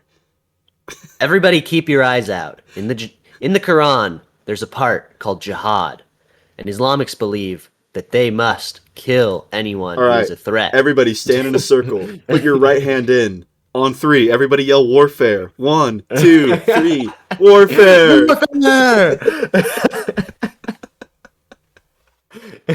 Oh god, I don't like making jokes. Here's the thing, soldiers. I don't like making jokes about this movie, but like I'm mostly making jokes about Ratmathy right now. Like, what did you want to happen in this movie, man? Alright, well. During this time, we also see 2 Iraqi soldiers, one of which is a translator with these SEALs. Now, for the 3 lines they had, were kind of decent. You see them discussing amongst themselves, showing reservations about the Americans and what they were doing. There's one scene where they're talking about how the Americans were foolhardy for wanting to leave the building and go back on a street surrounded by enemy combatants, and the Iraqis were correct. However, the focus of the film still, for the most part... I don't think the Iraqis were correct. They needed to evacuate Miller. They needed to evacuate Miller. I mean, nobody could have suspected there was an IED out there. But yeah. Are glossed over the Iraqis with the Americans. The entire time the SEALs are occupying the house, there's an Iraqi family literally being held at gunpoint and 2 Iraqi soldiers with them. This was a perfect opportunity to show how the war impacts the lives of these, this family, but as well as other families. The whole movie is based on first-hand accounts. How are they going to get these Iraqi soldiers' first-hand accounts and this family? Yeah, I don't really know what we do. Ratmathy is. We do get a couple.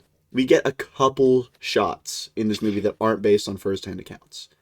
It is the Iraqis all coming out of cover at the end of the movie, and the family being like, "God damn, our house is destroyed." Yeah, dude, not an anti-war movie. And these Iraqi soldiers. I mean, they're all literally in the same house as these SEALs. Please don't tell me you couldn't have at least another scene written with this family in it. But again, the movie fails to deliver. What would the family say? The family was like talking to the Iraqi soldiers. They're like, "There's no weapons of mass destruction. I don't know why they sent them." Why are you here? Do you see any weapons of mass destruction? There should have been a scene where they go in the family's basement. There's a nuke. The SEALs have invaded Iraq. They found a nuke. Yeah, Ray Mendoza made the decision to invade Iraq. Now, does Coach Greg thinks it's a good idea? No! Ooh! I recommend. So Mendoza has decided to go to Wendy's for his post-warfare meal. God damn it, dude. In fact, the Iraqis throughout this entire movie, the only weapon of mass destruction here is the Taco Bell I ate yesterday. Just used as NPCs. Some might argue that, well, this is because there's a movie about SEALs, but Iraqis are human beings in their own and they're portrayed very well as human beings who have to deal with this suffering. You don't like more.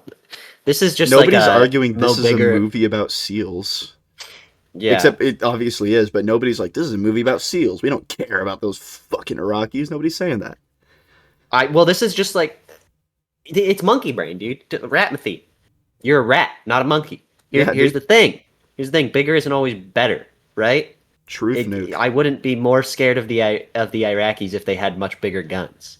I would be more scared. I'm scared of the Iraqis because even though they have small guns, they are able to basically win this battle, right? And realistically, Like they do have bigger guns, actually. they do AK-47 is have a bigger much guns. bigger gun than an M4.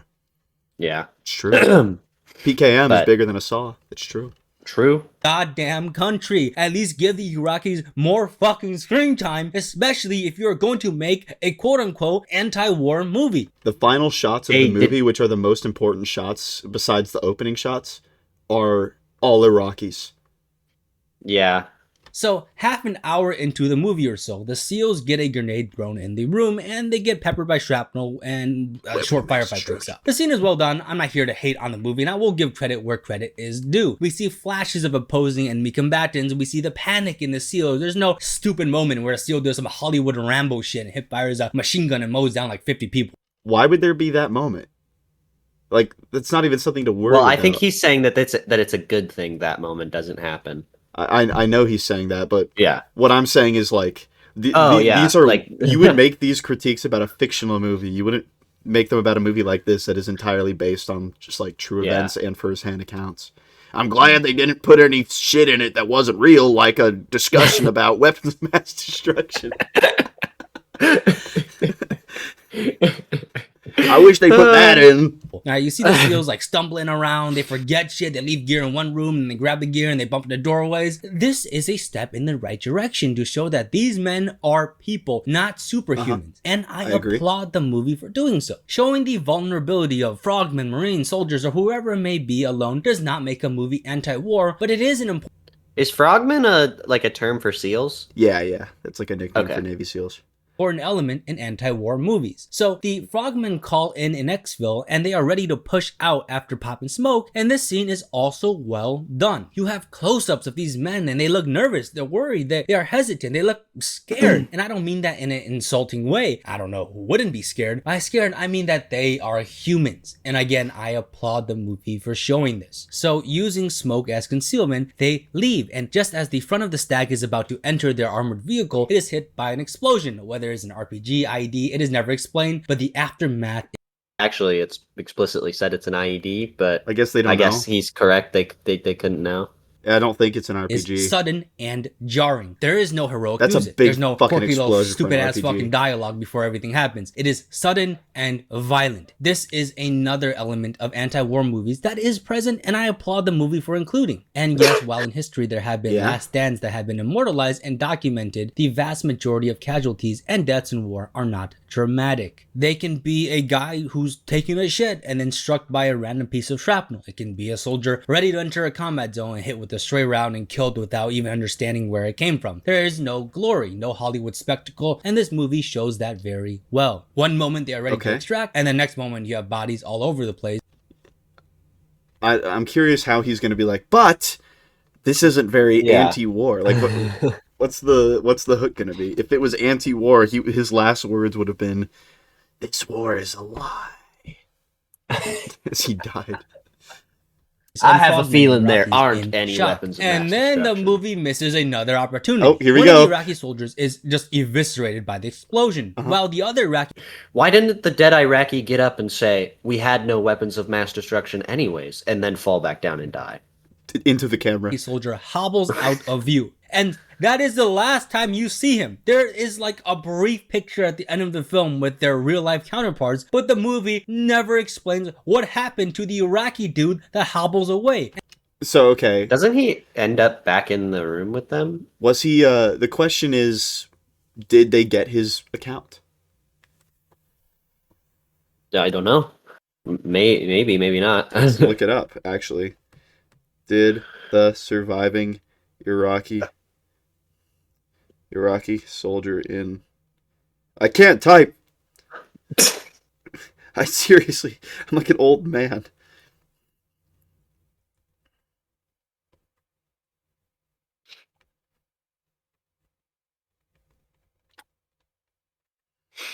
And I will Jesus fucking Christ. AI overview sucks ass. Okay. It's like, actually, the movie was made by Ray Mendoza, not the surviving. Thanks, dude. Oh shit. All right. Well, I can't find if the Iraqi guy, like, if they ever saw him again. Like, that might have just been the end of his story. And he's like, no, why didn't they make up a scene for him? Because they don't fucking know what happened to him. He left. Yeah. As far as we know. And keep in mind, these two Iraqis were leading the stack and took the brunt of the explosion. This is what I mean by the movie treating Iraqis as NPCs. I think the point of the movie is that the SEALs treat the Iraqis as being expendable assets. And then they become expended because of that. And Which, it's not I don't know, that sounds kind of a good anti-war to thing. me. Yeah. It's got a little anti-war tinge to it. Did this so-called anti-war movie not see a reason to at least show anything about what happened to this Iraqi soldier after being blown up? Well, we don't know. We don't know what happened to him. We get a very long sequence after the explosion where we see him stumble off, injured and horrified.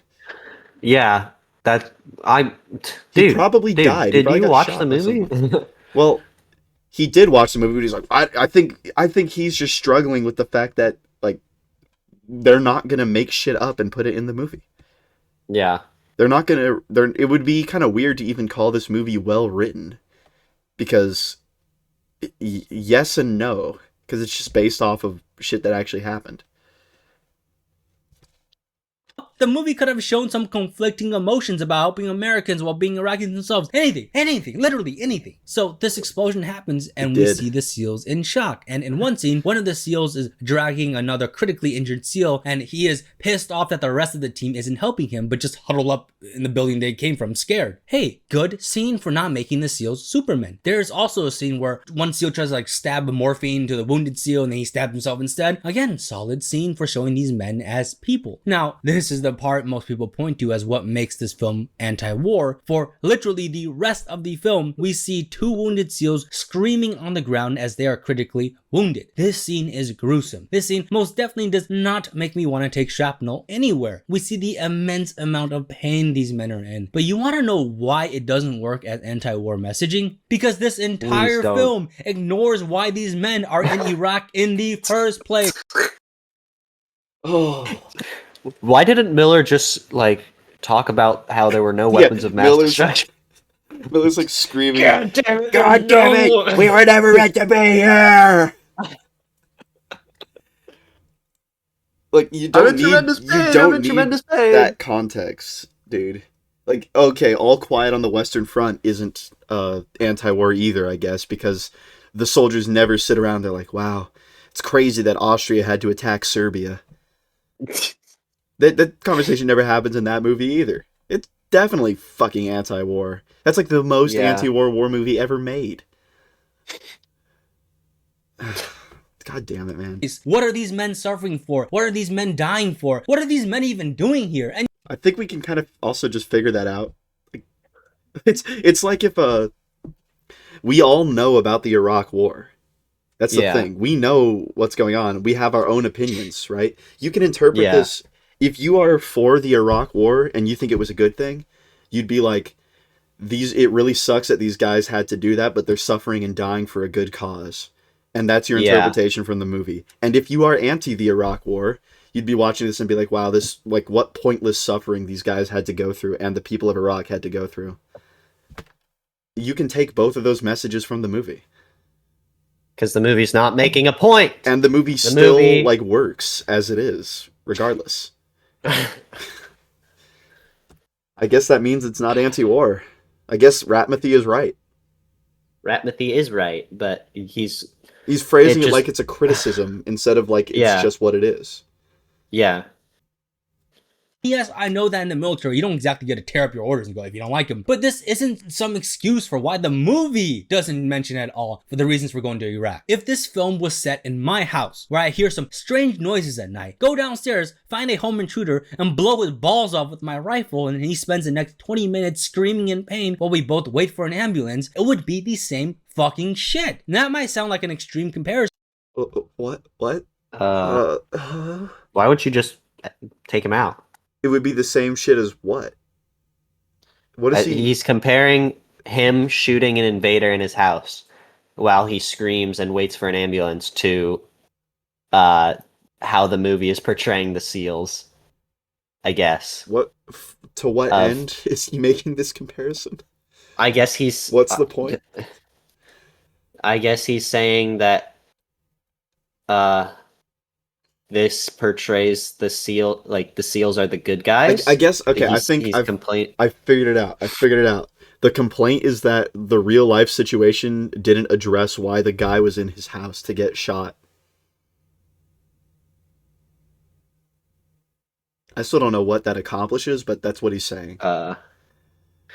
He just be saying shit, bro. He just be saying shit. But remember, it is the reasons for the violence. It is the reasons for going to war that make something anti-war or not anti-war. That home intruder might be in an immense amount of... I don't think I agree with that. It's the reasoning of why someone's at war doesn't make a situation anti-war or pro-war. Yeah, you could make a at movie. all. You could make a movie about World War II. That the conclusion of the movie is it is bad that America joined. You could make that movie. Now, would I agree with it? No. No. I wouldn't agree with it. But you could still make it. But it is still possible to make the movie.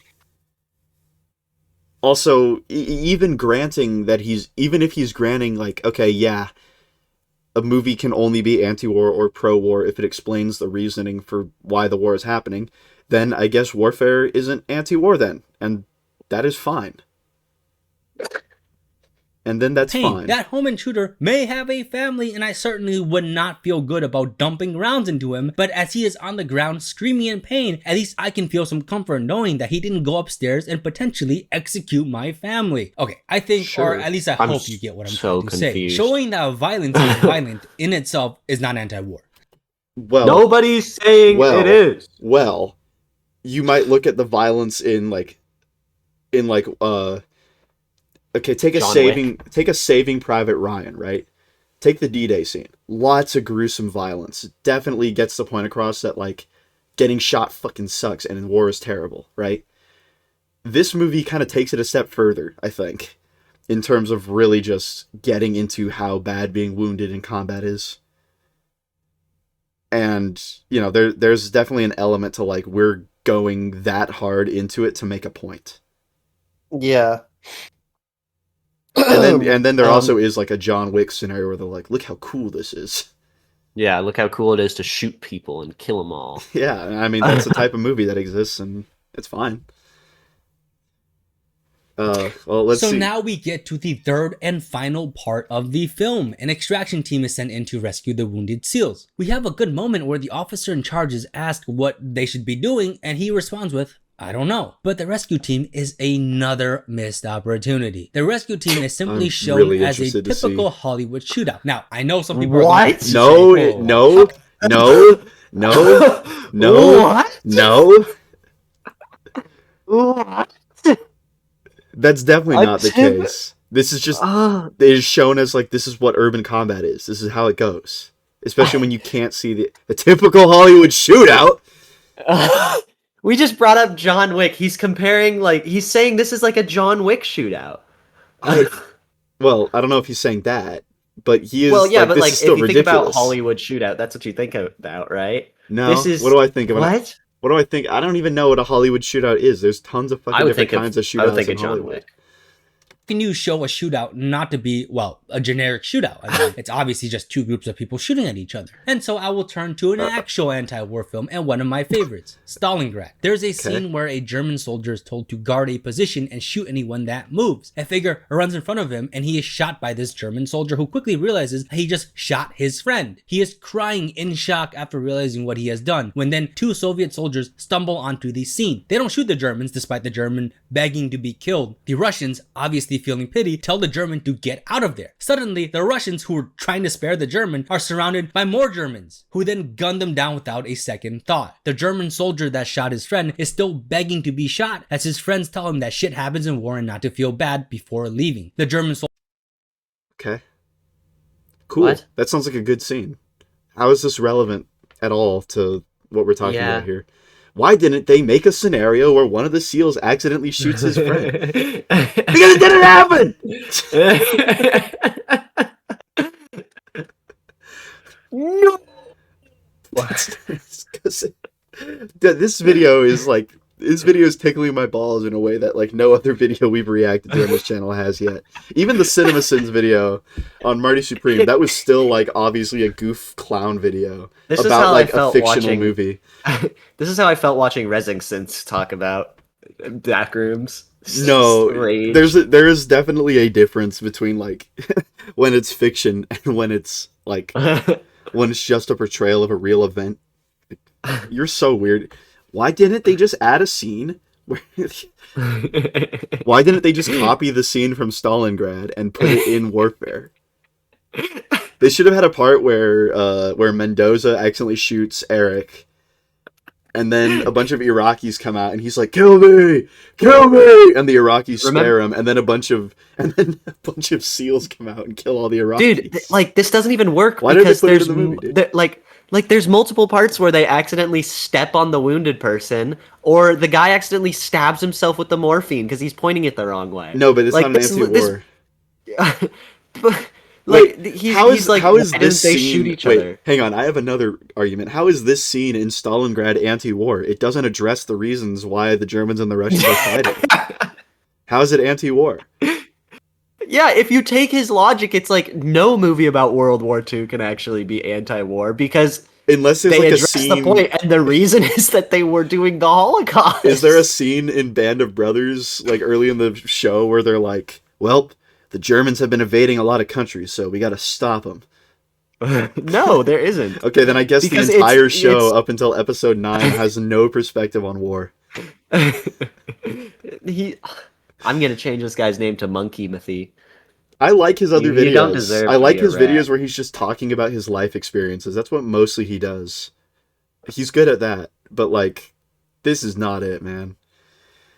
Soldier is again left alone with the dying words of the Russian who didn't shoot him out of pity and now is dying himself. I get that Stalingrad and World War II and Iraq are completely different wars with completely different circumstances. The point of me bringing up this scene is that it is an example of how war movies can be properly done and show character without the need for some Properly sort of done. You can only do it if you have a scene like this.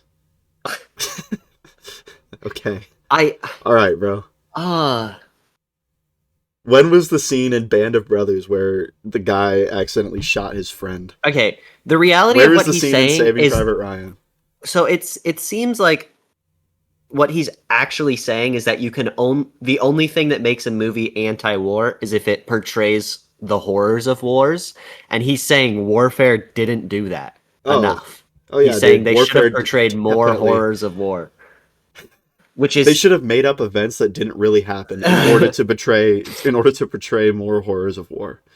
I can't wait for him to say not even a single Navy SEAL dies. What He's going to say. What at if the end. point is like, and I get that this whole movie is based off of true events, but if they wanted to make an anti-war movie, they should have picked a different set of true events.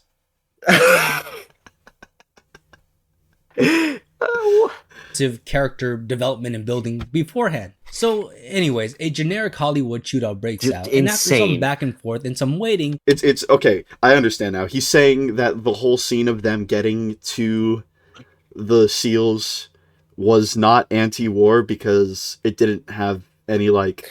Yeah, because it didn't showcase horrible things happening. But it was...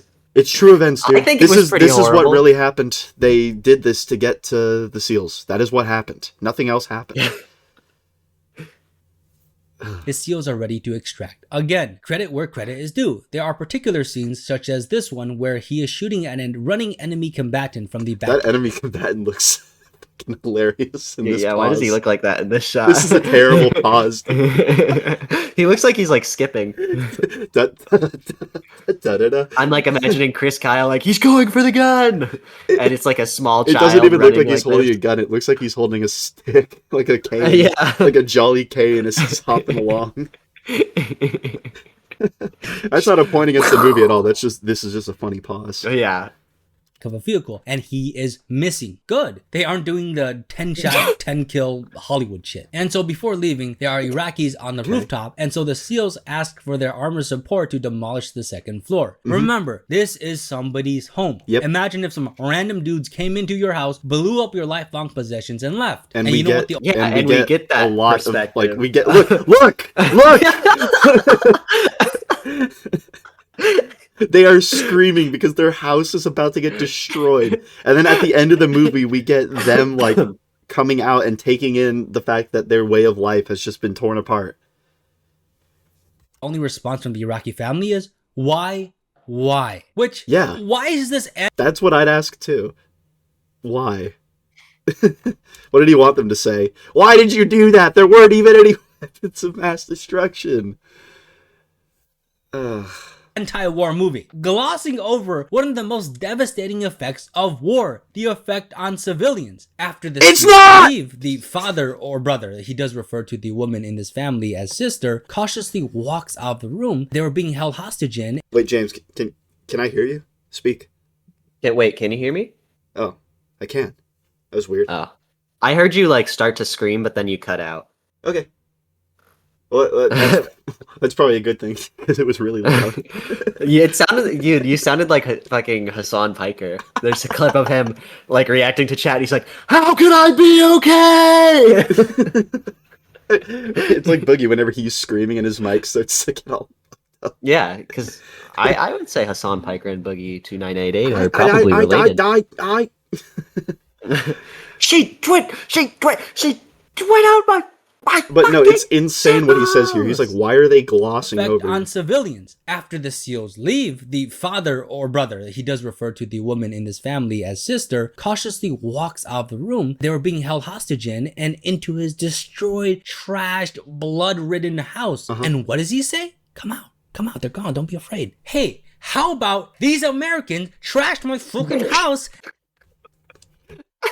What?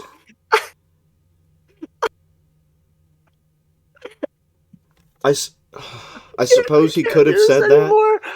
I suppose he could have said that. It would have been weird, though.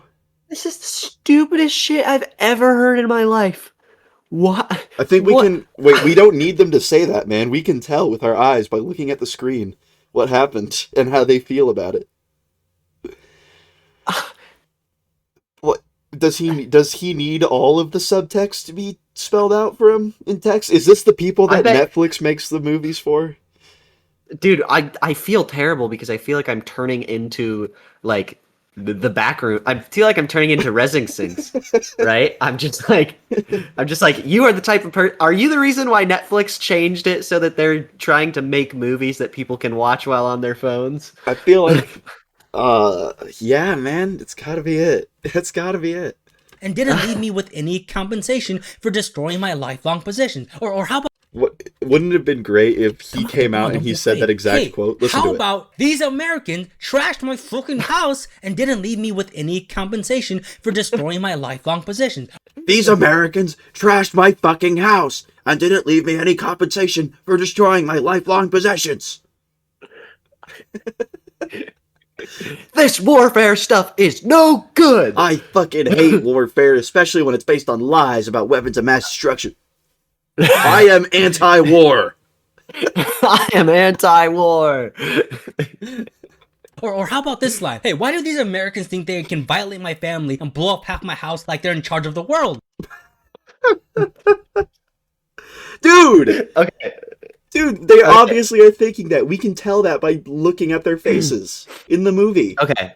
Also, let's play out an example. Hang on, those three people who aren't the father are very clearly white.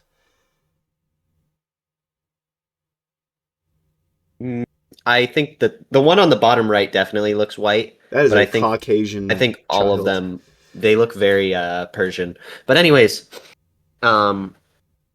let's play out his scenario that he keeps using.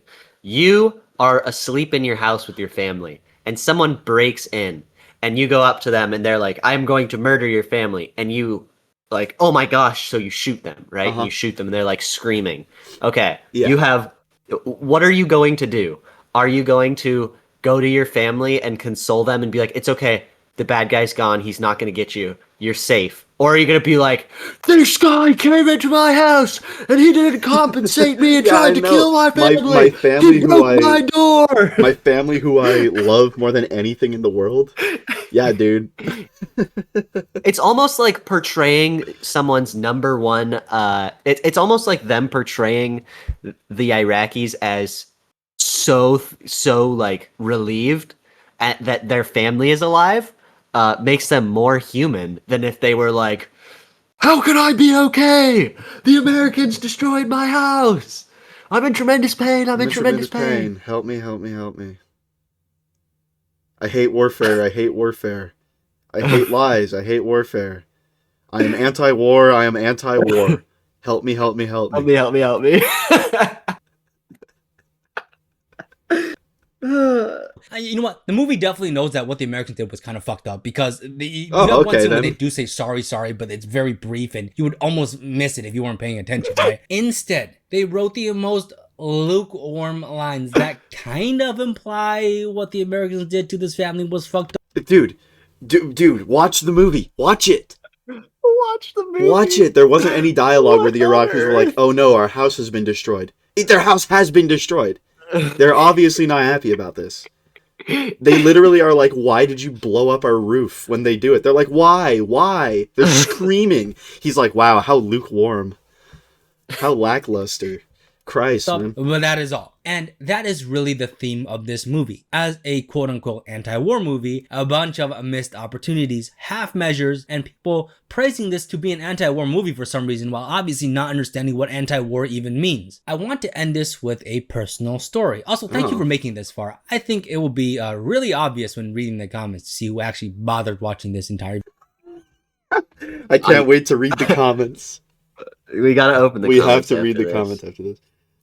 video before leaving a crazy ass comment. On a military base, there isn't just active military. There are many civilian workers, contractors, families of military, and veterans. In my time in the Marines, I have talked to many Iraq war veterans. Sometimes I meet them when in the PX or when pumping some of that tax-free gas on base. I knew they were Iraq war veterans because, well, some of them wore Iraq war veteran hats, while others I found out by just chatting with. I do enjoy talking to people. The most anti-war people I have met are Iraq war veterans. And while I'm certainly not or trying to speak for everyone or claim to have met every single Iraq war veteran, obviously I haven't, I have noticed similarities. Many of these veterans saw combat, lost buddies, and or were wounded themselves, but they didn't go away with it with some sort of gung-ho mentality. Instead, they were left rightfully bitter and disillusioned. They lost buddies and limbs. But for what? They wear Iraq war veteran hats not because they enjoy going to a country for a war that was started under false pretenses, but for the memories of the buddies they lost while caught in the military-industrial complex. They are not anti-war because they hate people in the military. And yes, I know there are still crazy people in the military, but like I said in the start of the intro, the military does serve a purpose because we do not live in a Disneyland. We do not live in a fantasy world. The question is if the military is used for the right and just purposes. Finally, I want to leave you with a quote from two-time Medal of Honor recipient and Marine Corps veteran Smedley Butler. I spent 33 years and 4 months in active military service as a member of this country's most agile military force, the Marine Corps. I served in all commissioned ranks from second lieutenant to major general. And during that period, I spent most of my time being a high-class muscleman for big business, for Wall Street, and for the bankers. In short, I was a racketeer, a gangster for capitalism.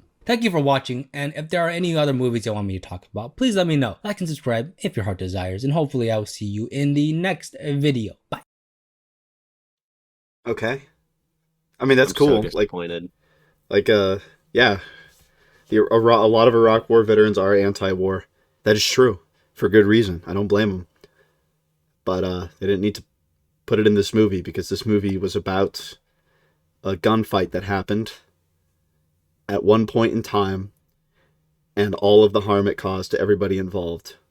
From the civilians to the insurgents to the Navy SEALs.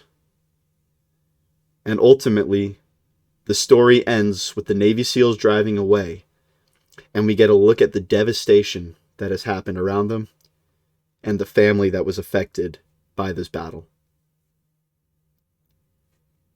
If that isn't anti-war, I don't know what is.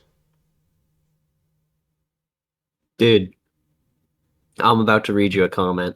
Top comment. What is it?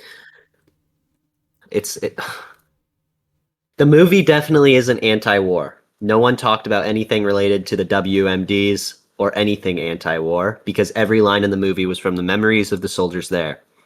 As I've understood it, nothing happened or was said that or said that wasn't said or happened in the real deal. The reason the directors called it an anti-war movie is because they mistakenly think that the violence and suffering makes a war movie an anti-war movie.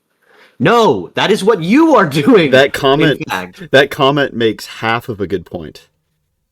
Which, yes, it's like that's what we've been saying the whole video is all these changes that he's proposed to make the movie more anti-war would not have been made because the movie is only based on what actually happened that day, and all the way down to the dialogue.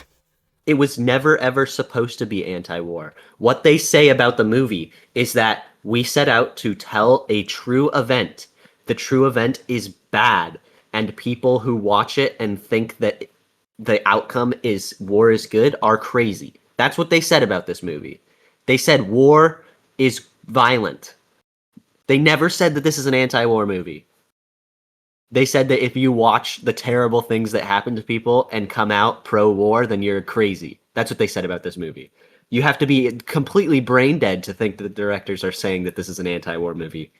And it's crazy for you to say the reason the directors called it an anti-war movie is because they mistakenly think that violence and suffering makes a war movie an anti-war movie, when all the points that Ratmathy makes saying how it could portray, other than saying like they need to talk about how there's no weapons of mass destruction, all of his other changes are to add more violence and suffering.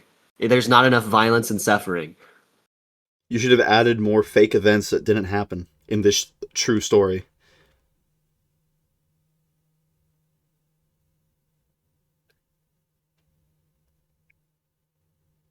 This guy says, hot take, it being neutral is pretty refreshing because it doesn't try to push some sort of ideology or agenda onto you. It just tells you what happened, unlike some other war movies.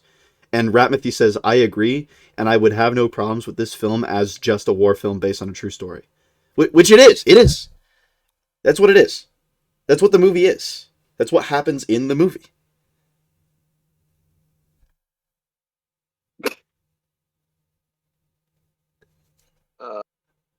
Whatever the directors said about it, you know. Geez, Ratmathy has been very active in this comment section. Yeah, he's This person said, my understanding of why this can't be an anti-war movie is because someone said everyone who went to Iraq choose to go. Well, that's not fucking true. And even if it was, it can still be an anti-war movie. The main character in All Quiet on the Western Front did not need to go to World War One. He was a 17-year-old who wouldn't have gotten drafted. He lied about his age to get enlisted. So I guess All Quiet on the Western Front isn't an anti-war movie. Oh, Ratmathy says, I agree with this. I do say in the video that I can tell this movie was never meant to be an anti-war film. It was only once there was backlash that those marketing the movie adjusted their pitch to make it seem so. Then don't criticize the movie, criticize the marketing people. and also the marketing people never did that, or at least you didn't show First it. of all, they never did it, or if they did, you didn't show it. And secondly, even if they did, that doesn't mean the movie should have been different. That means they're just not telling the truth.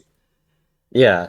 Like, oh man, I don't. That is the insanity to me of suggesting that they should have changed the true events of the story to make the story more anti-war. Like, how about you go fuck yourself, dude? Because all of those people are still alive today, as far as I know, most of them anyway. And they would be like, what the hell? They changed my true account that I provided? Do we want to make propaganda here, or do we actually want to tell the story of what happened? Alright, anyway. I'm done with this video. I'm done with. Warfare's a good movie. You should watch it. Don't listen to these people. Warfare is a fantastic movie that communicates the reality of warfare and combat extremely well, and you should absolutely go see it. You will be scared. You will feel enlightened, as though you now know something maybe you didn't know before. You will get a much better understanding of what war is actually like. Obviously, you'll never understand it fully unless you go. But I digress. Go see this movie. It's short. You'll have a fucking great time in a way. And don't listen to Ratmathy. Don't listen to Ratmathy's take on this movie, because this is a really bad take. All right. Thanks for watching. Bye. Bye. Screech, screech, screech, screech.